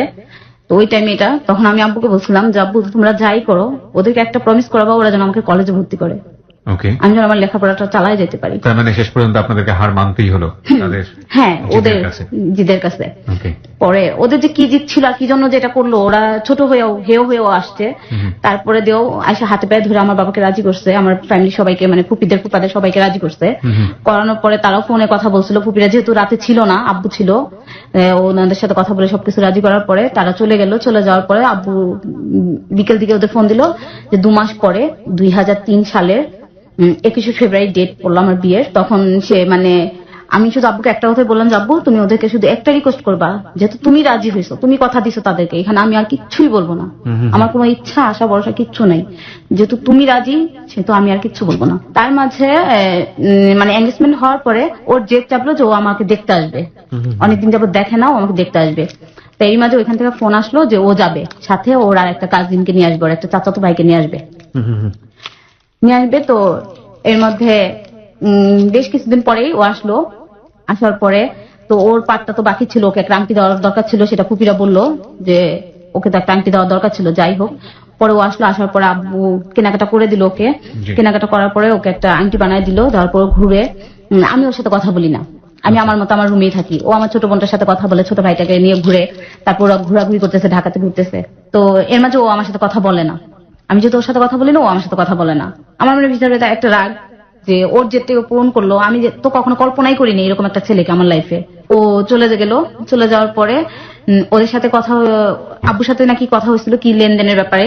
আব্বু নাকি ডিরেক্টলি না করছে যে যেহেতু ছেলে কোনো চাকরি বাকরি করে না, কোনো কিছু করে না, আমি টাকা পয়সা দিব না, কোনো লেনদেন হবে না, যৌতুকের কোনো লেনদেন হবে না। এটা আমার কথা হয়েছে এই অবস্থাতে। হ্যাঁ, এটা নাকি হয়েছে, সেটা আমি ততদিনে জানতেছি, মানে যতদিন বিয়ের দিনটা কাছে আসতেছে তখন জানতেছি। তখন আব্বু, আমার মামা ছিল, মামাকে বলতেছে যে মামার সাথে ফোনে কথা হচ্ছে যে এটা তো সম্ভবই না, লেনদেনের ব্যাপারটা আমার এটা মনের ইচ্ছা, আমি যদি মন থেকে কিছু দেই সেটা আমার বিষয়, আমার মেয়ের জন্য দিব, বাট ওদের জন্য না, ওরা তো রাস্তার ফকির না যে ওদেরকে দিতে হবে, আমি যৌতুক দিয়ে মেয়েদের বিয়ে দিব না। আমার বাবা আমাকে জিজ্ঞেস করলো, অনেকগুলো কার্ড নিয়ে আসছে, আনার পর ভাইয়াকে দায়িত্বটা দিল যে তুমি সবকিছু দেখবা। তো ভাইয়া তো মন থেকে রাজি না, ভাইয়া তো মানে সবসময় অলটা মেজাজ গরমই হয়ে থাকে। তারপর ভাইয়া কার্ডগুলো নিয়ে আসলো, আনার পর আমাকে বলতেছে দেখো কোনটা তোমার পছন্দ হয়। পরে আমি যে কার্ডটা চয়েস করলাম সেই কার্ডটাই আব্বু করলো, একসেপ্ট করলো, করার পর ওই কার্ডটাই ছাপানো হলো। কার্ডটা সব বিলি করা শেষ। তার মধ্যে ওদের সাথে আব্বুর কথা হলো যে আমার তো প্রথম আমাদের ফ্যামিলিতে বিয়ে, আর মেয়েটাকে গায়ে হলুদের সময় আপনারা আসবেন, কিন্তু গায়ে হলুদ এটা তো ঢাকাতে হয়, এরকম। তো ওরা বললো যাচ্ছে ঠিক আছে আসবো। আমার গায়ে হলুদও খুব ভালো আয়োজনই করা হয়েছিল, অনেক লোকজনকেই বলা হয়েছিল, গায়ে হলুদে সমস্ত ইটি করা শেষ, লোকজন আসা শুরু হয়েছে। এই মুহূর্তে ওদের ওখান থেকে একটা ফোন আসছে। ফোন আসার পরে বলতেছে যে আমরা তো যাইতে পারতেছি না, আমাদের ব্যবসা বাণিজ্য রেখে এরকম গায়ে হলুদ টুলুদ আদিক্ষেতা আমরা করতে পারবো না। এরকম একটা প্রশ্ন মানে আমাদের ফ্যামিলির সবাই মানে হতবাক হয়ে গেল, এটা কি করলো, এগুলা কেন করতেছে এই মুহূর্তে, যারা এত কিছু করে কাকুতি মিনতি বিনয় করে এত কিছু রাজি করলো, এখন তাদের এই আসল রূপ আসতেছে, তার মানে কি? ওরে ফুপিরা তো ভীষণ খেপে গেল। তারা বলতেছে ফোন দাও, না করে দাও, আসতে না। আমরা বিয়ে দিব না। ওকে। যেহেতু এখনই তাদের আসল রূপ বের হচ্ছে, আরো তো বাকি জীবনে কি করে কে জানে, না করে দাও। ওকে। পরে আব্বু ফোন দিয়ে অনেক রাগারাগি করলো। পরে আমার ওর যে দাদাটা ছিল সে বলতেছে, দেখেন গ্রামের লোকজন তো এগুলো আসলে পছন্দ করে না, আর ওদের তো ব্যবসাটা অনেক বেশি সিরিয়াসলি, আর ওদের একটা দিন যদি দোকান বন্ধ থাকে তাহলে ওদের অনেক টাকা লস হয়ে যায়, প্রায় 1-1.5 লাখ টাকা লস হয়ে যায়। এটা আপনাদের বুঝতে হবে। আপনারা করেন, সমস্যা নাই, এটা তো নিজেরাও করে, এখন তো হয় নিজের গায়ে হলুদটা নিজেরাও করে। এর মাঝখানে আমাকে আমার এক ভাবি এসে বলতেছে যে ফোন দিছে, ওরা কথা বলবে। পরে আমি বলতেছি আমাকে ফোন দিছে কেন? পরে আমি ফোনটা সালাম দিয়ে ধরলাম, দেখলাম যে ওর সেই দাদাটা। পরে আমাকে বলতেছে আমরা তো বিয়ে শপিং করতেছি। আমি মানে অবাক যে কালকে ওরা এখানে আসবে, আজকে এত রাতে গেছে শপিং করতে, তখন রাত 9টা 9:30 বাজে। তা আমাকে কেন ফোন দিছে?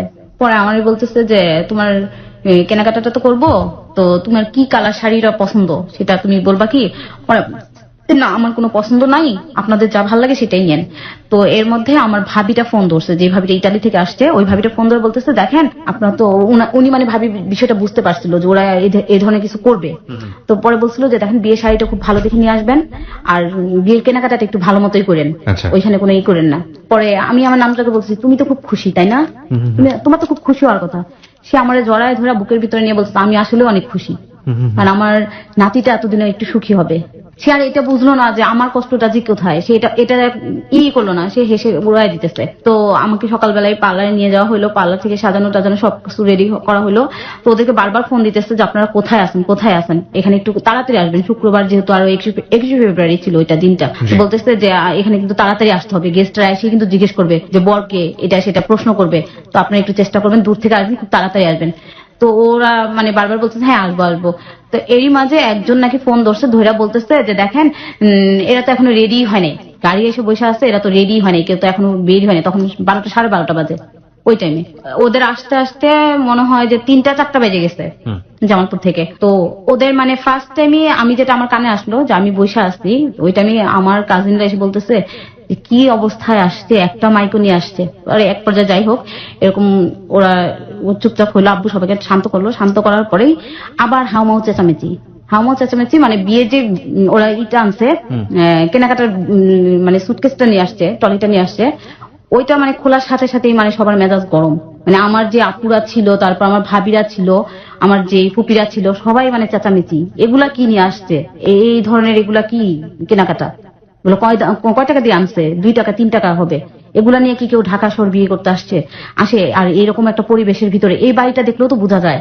আমি ততক্ষণ বুঝিও নাই। পরে আমার আপু যায় বলতেছে, আমার এক ভাইয়ের বলতেছে এক কাজ করো, মার্কেটে যাও, যায় শাড়ি শুড়ি নিয়ে আসো, এগুলা পরায় কখনোই বোনকে দিব না, ওরা যা করে করুক। তো এগুলা নিয়ে অনেক চেঁচামেচি হয়ে গেছে। পরে আমার সেই যে ইটা ছিল, ওদের যে দাদাটা ছিল, উনি এসে আবারই সেখানে হস্তক্ষেপ করে উনি আবার সব শান্ত করলো, সবকিছু বুঝাইলো। আর আমার বিয়েতে আমার ওই সময় যখন মানে ওদের শাড়ি পরানোর আগে আমার যে শাড়িটা পরায় রাখছিল, আমার ফুপিরা দিচ্ছিল পার্লারে নিয়ে যাওয়ার সময়, ওই শাড়িটা তখন সবাই ওদের বাড়ি থেকে যারা কয়েকটা মেয়ে আসছিল, তো আমার ভাসুর তখন বিয়ে করছিল, ওই আমার ভাবিটাকে বলতেছে যে দেখো যেই শাড়িটা পরে আছে এই শাড়িটার দামটা জানো কত, এই শাড়িটার সাথে ওই শাড়িটা একটু তুলনা করো। আমাদের তো মন চাইতেছে ওই শাড়িটা না পরে এই শাড়িটা পরে আমরা মেয়েটাকে বিদায় করে দিই। ওনাদেরকে এইভাবে বলতেছিল, তারা মানে মন খারাপ করে প্রতিটা বিষয় তারা দেখতেছিল, আর ভীষণ রাগান্বিত হইতেছিল, আমি দেখতেছিলাম। তো এর মধ্যে আমার যে গয়নাগুলো ছিল এগুলো আমার ওই যে ছোট একটা বোন আসছিল, তারপরে আরো চাস্তো বোনরা আসছিল, ওরা আসছিল। তো গয়নাগুলো যখন বের করছে 7-8 ভরির মতো গয়না ছিল, আম্মু 2 বোনের জন্য সমান সমানই রাখছিল। তো এই গয়নাগুলো বের করে যখন দেখাইছে, তখন মানে ওর যে বড় ভাবিটা ছিল উনি মানে অনেক হিংসায় পড়ে গেছে যে এত গয়না দিয়ে, উনি বলতেছে এত দূরের রাস্তা এত গয়নাগাটি দিয়ে না, এগুলো পরবর্তীতে আস্তে আস্তে দেন। পরে আমার ফুপি বলতেছে কেন, প্রয়োজন আমরা সাথে দিব। পরে মানে এইরকম হওয়ার পরে তো আমার গয়নাগুলো যখন পরাইলো, তখন ওদের দেওয়ার কথা ছিল হাতের 2টা বালা, মানে চুড়ি দেওয়ার কথা ছিল, ওইটা ওদের সাথে নাকি কথা হয়েছিল যে ওই চুড়িটা ওরা দিবে। তো চুড়িটা নিয়ে আসতে একদম চিকন আর দেখতে পুরাতন লাগতেছিল, এটা সবাই বলতেছিল। তো ওগুলা নাকি ঢিল মেরে ফেলে দিচ্ছিল। তারপর আমার ফুপিরা সব শাড়ি শুড়ি ঢিলাই ফেলে দিছে, এগুলা নিয়ে এরকম যাক ওই পাটগুলো সবকিছু হয়েছে। হওয়ার পরে যখন এই যে কাবিন যখন রেজিস্ট্রি করবে, ওই টাইমে যখন কাবিনের টাকাটা উল্লেখ করছে, ওরা নাকি বলছে 50,000 টাকা। তখন আমার ভাইয়া খুব খেপে গেছে। পরে ওইটা নিয়ে মানে বিরাট ধরনের একটা গন্ডগোল হয়ে গেছে, হাতাহাতির মতো হয়ে গেছে আমার ভাইয়ের ফ্রেন্ডের সাথে, আমার ভাইয়ের সাথে, আমার সেই দাদা শ্বশুর, ওই যে ওর যে দাদাটা ছিল ওনার সাথে, তারপর আমার যে ওর যে বড় ভাই ছিল, ওদের সবার সাথে অনেক খারাপ হয়ে গেছে। এক পর্যায়ে বলতেছে যে এখানে বিয়ে করবো না, চলো, মানে বিয়ে করাবো না ওরা বলতেছে। আর আমার ভাইও বলতেছে তোদের মতো রিক্সাওয়ালার কাছে, চাষাপোষার কাছে আমার বোন বিয়ে দিব না, আমরা তো দিবই না, তোরা কেন আসছিস আজকে, এই তোদের পরিবেশের সাথে আমাদের পরিবেশ তো বনেই না, দেখ তো তোরা নিজেদেরকে তাকায়া আর আমাদের পরিবেশটা দেখ, এখানে পরিবেশটা দেখ। এরকম ভাবে হওয়ার পরে মানে ওই টাইমে মানে কাজীর পক্ষ থেকে খুবই চাপ দেওয়া হচ্ছিল যে এটা যেন সিগনেচার করা হয়। বাট ও তো ও মানে সাথে সাথেই সিগনেচার করে দিছে, ই নিয়ে যা হয়ে হোক সিগনেচার করা হয়ে গেছে। আর ও হ্যাঁ লতিফের, আর ওর দুলাভাইরা বলতেছে চলো ওঠ, এখানে বিয়ে হবে না। ও মানে সিগনেচার করার আগে বলতেছে আমি যেখানে বিসমিল্লাহ করে বসছি এখান থেকে আর উঠবো না, এত কষ্টের পরে এত দৌড় ধরপের পরে যেহেতু আসছি এখানে আমার যাওয়া সম্ভব না। পরে বলছে তাহলে তুই একাই বিয়ে করে নিয়ে যাস, আমরা চলে গেলাম। এটা বলার পরে এক পর্যায়ে সেখানে যারা মুরব্বীরা ছিল সবাই মিলে থামানোর চেষ্টা করার পরে কোনো মতে বিষয়টা সামাল দিল। কিন্তু অনেক অপমান মানে দুই পক্ষকে খুব অপমান করা হয়েছে, ওরা কেউ কাউকে ছাড় দিয়ে কথা বলে নাই, সবাই সমান সমানই ছিল। তারপর আমার এখানে যখন আসছে আমি তো মানে কান্না করতে করতে আমার চোখ দিয়ে পানি আসতেছে না, এমন অবস্থা যেগুলা কি হইতেছে, এখন থেকে এই অবস্থা আরো দুদিন পরে আছে। আর যে ঘটনাটা ঘটলো তারপরে যে ওদের বাড়িতে গেলে আমি কতটুকু হ্যাপি হবো এটা আমার মানে ওই দিনই বোঝা হয়ে গেছিল। পরে যখন আমাকে সিগনেচার করতে বলা হলো আমি চুপ করে আসি, আমি সিগনেচার করতেছি না বা কবুলও বলতেছি না, আমি শুধু আমার বাবাকে খুঁজতেছি যে বাবা এসে কখন আমাকে সায় দিবে যে হ্যাঁ বলো সে ঠিক আছে। তখন সবাই অনেকক্ষণ হয়ে গেছে, প্রায় আধা ঘন্টার মতো হয়ে গেছে, সবাই বলতেছে কি হইলো বলে না কেন, কি সমস্যা। তখন কে যেন বললো যে হ্যাঁ ওর বাবাকে ডাক দাও, মেয়ে মনে হয় অপেক্ষা করতেছে ওর বাবার জন্য। তখন আব্বু আসলো, আসার পরে সে মানে অন্যরকম হয়ে গেছে। আমি দেখলাম যে আব্বু এনি টাইম যে কোনো মুহূর্তে সেন্সলেস হয়ে যাবে, তার অবস্থা খুবই খারাপ। সে বুকের উপরে হাত দিয়ে এখানে এসে বলতেছে আচ্ছা ঠিক আছে বলো, সে চোখের পানি ছেড়ে দিছে। তারপর আমি আবারও জিজ্ঞেস করলাম তার চোখের দিকে, মানে আমাদের কথা হচ্ছে চোখে চোখে, আব্বু আমার চোখের দিকে তাকায় আছে, আমি আব্বুর দিকে তাকায় আছে, আমার চোখ দিয়ে পানি পড়তেছে, আব্বুর চোখ দিয়ে পানি পড়তেছে। পরে সে আমাকে বুঝালো যে হ্যাঁ বলো ঠিক আছে কোনো সমস্যা নাই, যা হয়েছে এটা হয়, এরকম হয়। পরে আমি সিগনেচার করলাম, করার পর আমাকে বিদায় দিল, উঠলাম গাড়িতে। উঠার সময় মানে আমার ভাইয়া অজ্ঞান হয়ে গেছে, সেন্সলেস হয়ে গেছে, আমার বড় ভাইটা অজ্ঞান হয়ে গেছে। সবাই ওরে খুঁজতেছে যে ও কই, ও রুমে যায় সেন্সলেস হয়ে যে কখন পড়ে আছে কেউ জানে না। পরে ওকে ঠিক করলো, আমাকে গাড়িতে উঠানোর জন্য অপেক্ষা করতেছে, পরে ওকে নিয়ে আসছে। আমার মনে আছে ভাইয়া এসে আমাকে জড়ায় ধরে কান্না করতেছিল আর বলতেছিল যে তোমাকে বিদায় দিতেছি না তো, আজ মনে হইতেছে যে তোমার লাশটাকে আমরা কবরে দিতেছি।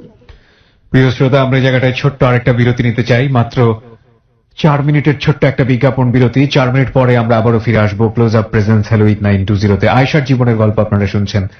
অনেকগুলো প্রশ্ন জমা হয়ে গেছে এবং সবগুলো প্রশ্ন একই সাথে। জি আয়েশা, আপনি যেটা বলছিলেন তারপর। হ্যাঁ ভাইয়া পরে এক প্রকার ওই কথাটাই বললো যে আমরা তো তোমাকে বিদায় দিচ্ছি না, আমরা ভাবতেছি তোমার লাস্টটাই কবরে দিচ্ছি, এরকম বলে বিদায় দিল। তারপর আব্বু ওরা যা যা মানে ফর্মালিটি থাকে ওগুলো সবকিছু শেষ করলো, করার পরে আমি মাইকোতে উঠলাম, দেখলাম যে ওরা একটা মাইকোতেই আসছে, সবাই যা বলতেছিল সত্যি কথাই বলতেছিল। আর তাদের ড্রেস আপ গেট আপ খুবই ছিল, একদম অন্যরকম ছিল, গ্রাম্য ছিল। তো এটা দেখার পরে আমি মানে আমার বাবার দিকে বারবার মানে পেছনে গাড়িটার পেছন দিকে তাকাচ্ছিলাম, আমার কান্না করতেছিলাম। আমার বাবাও দেখতেছিলাম যে চোখের পানি তাকে কেউ সান্ত্বনা দিয়ে রাখতে পারতেছিল না, সে একদম মুসড়ে মুসড়ে পড়তেছিল। পরে উঠার পরে তারা মানে তাদের টেনশন যে এত গয়নাগাটি দিছে, ওরা বলতেছে এগুলা তো করে নাই, আমাদের বিপদে ফেলবে, এখান থেকে জানলোই যে এত দূরের রাস্তা, 4-5 ঘন্টা জার্নি করে যাইতে হবে। তার মানে এটা নিয়ে গাড়ির ভিতরে বসে দুনিয়ার আলোচনা করতেছে। তোর যে বড় বোনটা ছিল উনি খুব মোটা সোটা ছিল, তো আমি জানলার কাছে বসছিলাম আর আমাকে বলা হয়েছিল, আমি আমার ভাবিদের কাছে বলছিলাম যে আমার কিন্তু মানে বাসে উঠলে বা দূরে জানি আমার খুবই সমস্যা হইতো, বমি হইতো। তো ওরা বলতেছে যে ও তো মনে হয় বমি করে, এই জন্য ওই যে ট্যাবলেট ছিল ওইটা দিল, তারপর ওইটা খাওয়ানোর পরে সব মানে এমন ভাবে চেপে চেপে বসতেছে, আমার বসতে খুব কষ্ট হইতেছিল। আর ভারী শাড়ি গয়না টয়না পরা ছিল, খুব গরম লাগতেছিল, খুব আনইজি লাগতেছিল। পরে আমার ওর যে বড় বোনটা ছিল উনি, ওনার হাজবেন্ড, ওনারা আমার পাশে বসছে।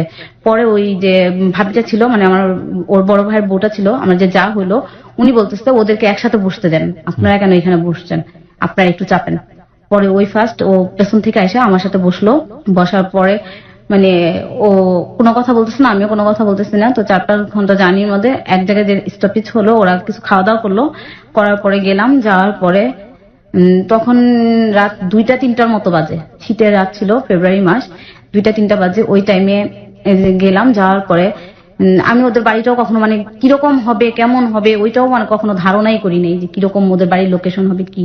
তো গেলাম অন্ধকারের ভিতরেই, কারেন্ট টারেন্ট নাই ওদের এলাকাতে, ওটা বুঝতেই পারলাম। এলাকার ভিতরে ঢুকেই দেখলাম যে প্রতিটা মানে রোডে যে থাকে ল্যাম্প পোস্ট গুলো, ওগুলাও নাই, খুবই ঘুটঘুটে অন্ধকার একটা এলাকার ভিতরে ঢুকতেছি, কোনো আলো টালো দেখা যাইতেছে না। তো ওদের বাড়ির সামনে দেখলাম যে অনেক লোকজন দাঁড়ায় আছে। দাঁড়ায় থাকার পরে আমার সাথে আমার নানুটা গেছিল আর আমার 2টা কাজিন গেছিল, আর একটা মানুষও জানে। ওই যে ঝগড়াঝাটি গন্ডগোল হয়েছিল, তার জন্য আমার ভাবিটাপে ওরা কেউ জানে সাথে। তো অনেক লোকজন মানে অনেক কথা বলতেছে, গ্রামের লোকজন যেরকমটা হই হুল্লোড় করে ওরকম ওরা করতেছে। আমি একটু থামাতে চাই আপনাকে এখানে, মানে এখানে আমাদের কিছুটা হলো রাগও হচ্ছে আপনার ফ্যামিলির উপরে। আপনার ফ্যামিলিকে দেখে নাই বিয়ের আগে? আপনার যে জায়গায় আপনাকে বিয়ে দিচ্ছে তার পরিবার সম্পর্কে জানতো না, দেখতো না, দেখে না একেবারে? এটা আমার মামারা জানতো, আব্বু জানতো না। তো আপনার বাবা আপনার সম্পর্কে এতটা বেশি কনসাস, আপনার বাবা আপনাকে মাথায় রাখবে না হাতে রাখবে সেটার ব্যাপারে সে সিদ্ধান্ত নিতে পারে না, এত এত আদর করে, তো সেগুলো সে দেখবে না? হয়তোবা সে ওই মানে ওদের ওখানে দেওয়ার ইচ্ছা। এটা তো আপনার বাবার ভুল। হ্যাঁ, আমি তার কারো ভুল দেখতে পাচ্ছি না, বিকজ আপনার হাজবেন্ড, তখন সে হাজবেন্ড, সে যে টার্গেট করেছে সেই জায়গাটায় সে সাকসেস, তাদের ফ্যামিলি যে চিন্তা ভাবনা করেছে সেই জায়গায় তারা সাকসেস। আমি তো মনে করবো যেটা আপনার ফ্যামিলির ভুল এবং আপনার জায়গাতেই ভুল এখন পর্যন্ত। জানেন আমরা ভবিষ্যতে কি হয়েছে? আমার ভুল। ওকে বলুন। তারপর পরে দেখতেছি যে সেটা একদম ছোট্ট একটা রুম, মনে হয় যে ওই খাটটাই যা পড়ে ওইরকম, আর 2টা পা ফেলা যায় এরকম একটা জায়গা। আর তাদের 3-4টা রুম, ওই রুমগুলোর মধ্যে অনেকগুলো মানুষ, তারা ভাই বোন সব মিলে 6 জন। আবার তাদের বড় বোনটাকে বিয়ে দিচ্ছে, ওটার বাচ্চা কাচ্চা আছে, ওরা হাজবেন্ড সহ আসলে ওই রুমগুলাতেই মনে হয় থাকে। তো আমাদের রুমটা খুবই ছোট, আর খাটটা ভেঙে যখন আমার হাতটা কাটি হলো, আমার তখন খুবই কান্না পেতেছিল। ও তখন জিজ্ঞেস করতেছে, ও বাইরে যে বলতেছে, আচ্ছা এই রুমের খাটটা কি চেঞ্জ করা হয় নাই? আমি তো বলছিলাম এই রুমের খাটটা চেঞ্জ করার জন্য, ওটা বলছে আমি শুনতেছি। পরে ওর মা বলতেছে এত কথা বলিস না, তুই আর কোনো কথাই বলবি না। সকালবেলা অনেক লোকজন আসলো দেখার জন্য, দেখতে আসবে। তো আসার পরে সবাই বলতেছে কি দিল কি করলো। পরে উনি বলতেছে, মানে আমার শাশুড়ি বলতেছে যে কি দিবে, মেয়েরে যা দেওয়ার তাই দিছে, আমার ছেলের তো আর কিচ্ছু দেয় নাই। কিন্তু আমি পরবর্তীতে শুনলাম যে আব্বু 2 লাখ টাকা দিছিল, যে বিয়ের যে খরচটা ওরা যে গেছে আসছে ওইটার জন্য, মানে যাওয়া আসার জন্য যে খরচটা মার্কেটিং এর জন্য, এটা নাকি আব্বু 2 লাখ টাকা দিছে। পরে ওদের এলাকার লোকজন বলতেছে না অনেক গয়নাগাটি তো দিছে দেখলাম। দুপুর দিকে একটা মহিলা আসলো, সে এসে আমাকে বললো যে আমি তোমার চাচি শাশুড়ি হই, এরকম এরকম এই অবস্থায়। বলার পরে আমার সেই ছোট ননদটা, ওর একটা বোন ছিল, এটা আনমেরিড ছিল, আমার মতো সেম এজই ছিল। তো ও এসে বলতেছে ভাবি আপনার যে হাতের এই রুলি 2টা ছিল, ওই 2টা দেন তো, উনি একটা দাওয়াতে যাবে, ওটা দেওয়ার জন্য। পরে আমি বলতেছি যে ও আচ্ছা ঠিক আছে। আমি তখন আর এত কিছু বুঝি নাই।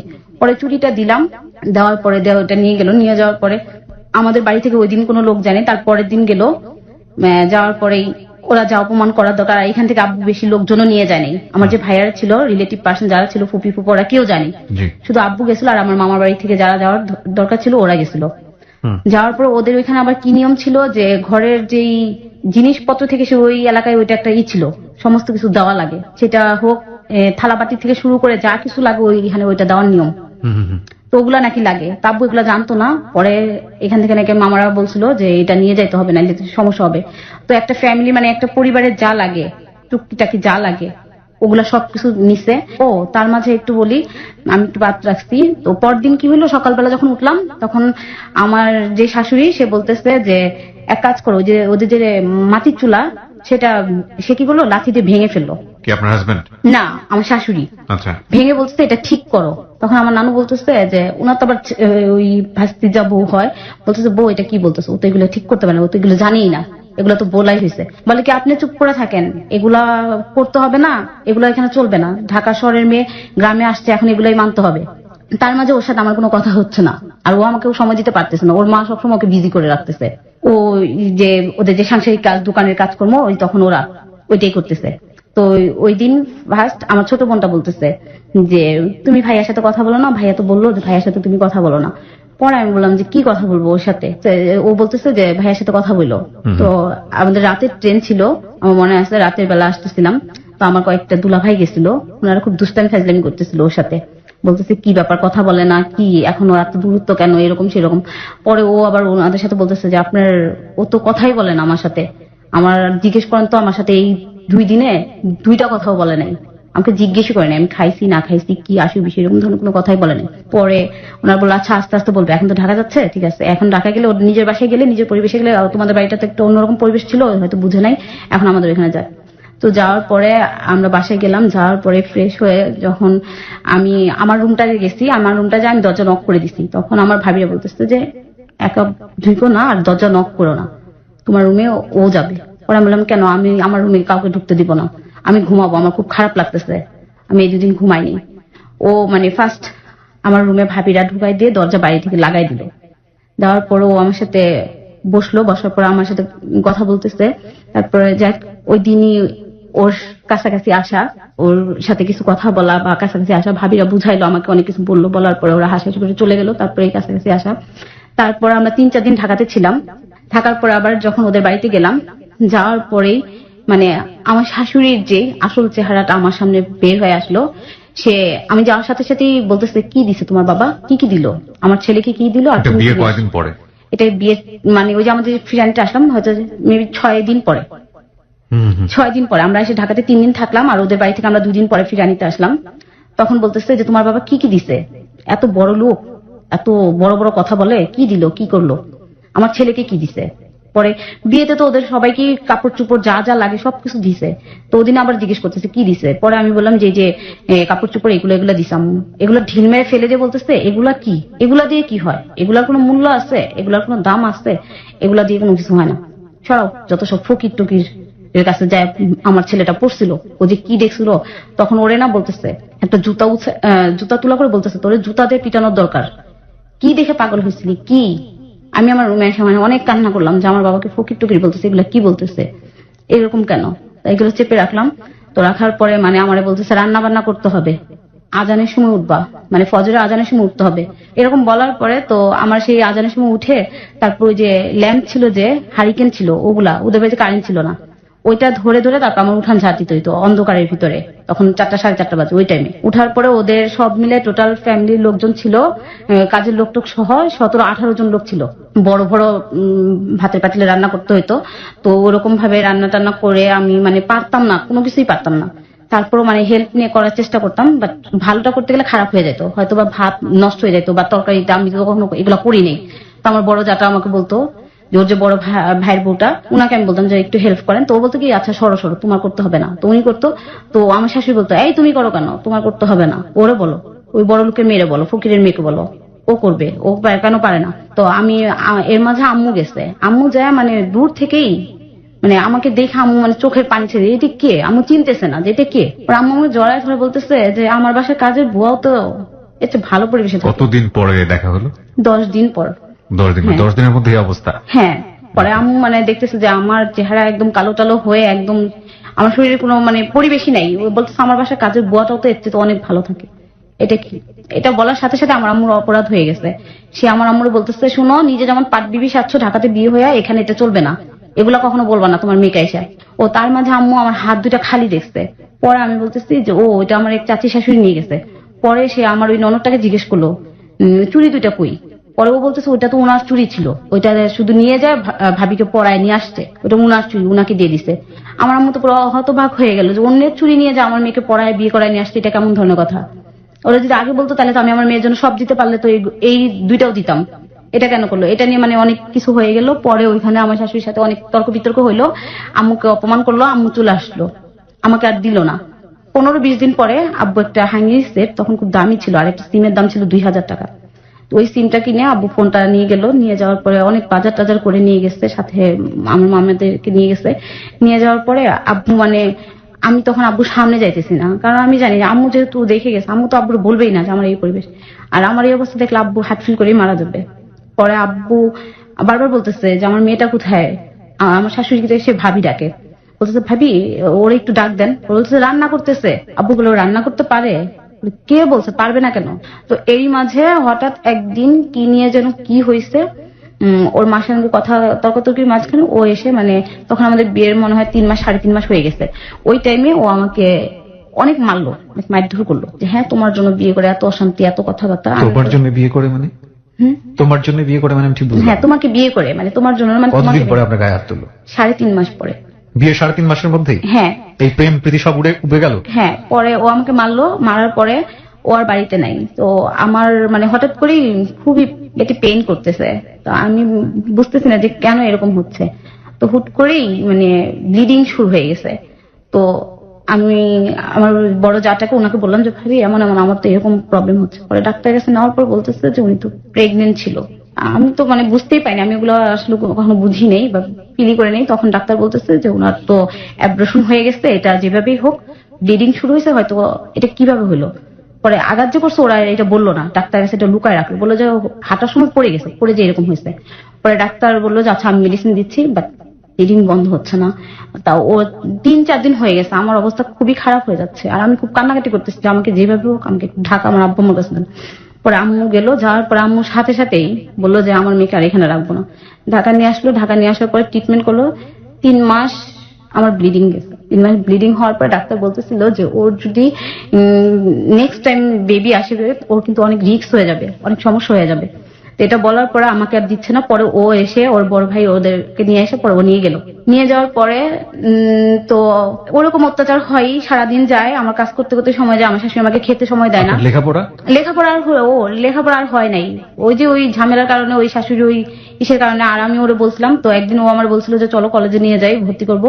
তো আমার শাশুড়ি বলতেছিল যে এত লেখাপড়া করে কি হবে, সেই চুলার ছাই ফেলতে হবে আর ওই গরুর গোবরই ফেলাবো, কলেজ করে কি হবে, কলেজ করতে হবে না, পড়ালেখা করাইতে হবে না। তো এইভাবে এই করার পরে আমার খেতে টেতে পারি না, অন্যরকম অবস্থা হয়ে গেল। তো এর মধ্যে ডাক্তার কাছে নিয়ে গেল, বললো যে তুমি তো প্রেগনেন্ট। বললো যে প্রেগনেন্ট, হ্যাঁ বলে যে প্রেগনেন্ট। এটা তো খুবই খারাপ হলো, যেহেতু ওর এরকম একটা রিস্ক গেল, ঘটনা ঘটে গেছে। হ্যাঁ, তারপর আবার এটা হয়েছে, এটা খুবই খারাপ অবস্থা, ওর তো রেস্টে থাকতে হবে। আর তোমাদের বাড়ি ওই ডাক্তারটা আবার জানতো যে ওদের বাড়িতে এরকম অনেক কাজ করতে হয়, অনেক হয়। তো ওই ডাক্তারটা বলছিল ওকে যতটা পারো ওকে রেস্টে ওর বাবার বাড়িতে পাঠাই দাও। পরে আমি চলে আসলাম ঢাকাতে। চলে আসার পরে আম্মু সবাই কেয়ার করতেছে, আমাকে আর ওখানে যাইতে দিচ্ছে না। আমার বেবিটা তখন মাত্র 1.5 মাস হয় প্রেগনেন্ট আমার। ওই টাইমে নিয়ে এসে পড়লো, আনার পরে এখানে দেখাশোনা হচ্ছে, দেখাশোনা করার মাঝখানে ওরা আর কখনো আমার খোঁজ খবর নেয় না।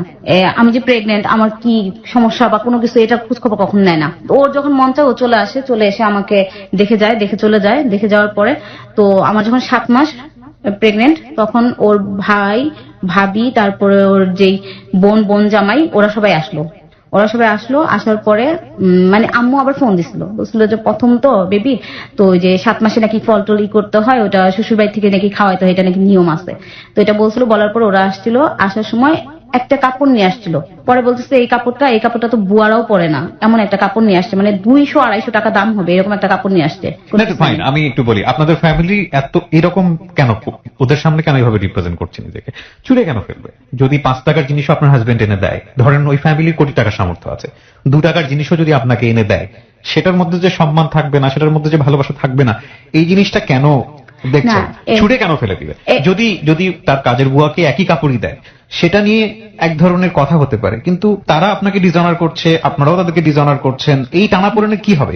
টানাপোড়েনে সাফার তো আপনি হবেন কিংবা আপনার হাজবেন্ড হবে। হ্যাঁ, না ওইটা কেন বলছিল, ওইটা কেন হয়েছিল, মানে আমার বিয়ে যে হয়ে গেছিল তখন প্রায় 1 বছর উপরে হয়ে যাচ্ছে, আমার প্রেগনেন্ট তখন। আমি ছুড়ে ফেলে দিলে কি আপনার হাজবেন্ড ঠিক হবে? কিংবা তার জামাই, তার কি ফ্যামিলি ইনফ্যাক্ট কেউই বুঝতে পারে না। এই অ্যাডাল্ট যারা, তারাই বেশি ভুল করে। হাজবেন্ড এবং ওয়াইফের সম্পর্ক, ছেলে মেয়ের সম্পর্কের ক্ষেত্রে যতটা না ছেলে মেয়ে ভুল করে, তার চেয়ে বেশি ভুল করে বাবা মা। হ্যাঁ, কারণ আপনাকে বিয়ে দিয়েই তো ভুল করেছে আপনার বাবা। এত বেশি স্ট্রিক্ট, তাহলে বিয়ে দিল কেন? যাই হোক, এই প্রশ্নগুলোর উত্তর আমরা খুঁজবো শেষের দিকে গিয়ে। বলুন। তারপর পরে ওনারা চলে গেল, চলে যাওয়ার পর আর কোনো খোঁজ খবর নাই। খোঁজ খবর না হওয়ার পরে ও আসলো, আমার গলার যে চেনটা ছিল, তারপর ফোন টোন ছিল, এগুলা নিয়ে আমার মানে সময়টা ডেটটা কাছে আসছে, ওই টাইমে ও আসছে। আসার পরে ও বলতেছে যে আমি একটু ঘুরে আসি। ঘুরে আসার পরে সারাদিন আর ওর কোনো খোঁজ নাই, ও কই গেছে, ওর কোনো খোঁজ খবর পাচ্ছি না, ফোনটাও বন্ধ দেখাচ্ছে। তো এর মধ্যে হুট করেই একজন লোক এসে বলতেছে আপনাদের মেয়ের জামাই এই যে দেখেন এখানে কেমন হয়ে যেন আসছে। তো সবাই দৌড়াদৌড়ি করে গেল, আমার ভাই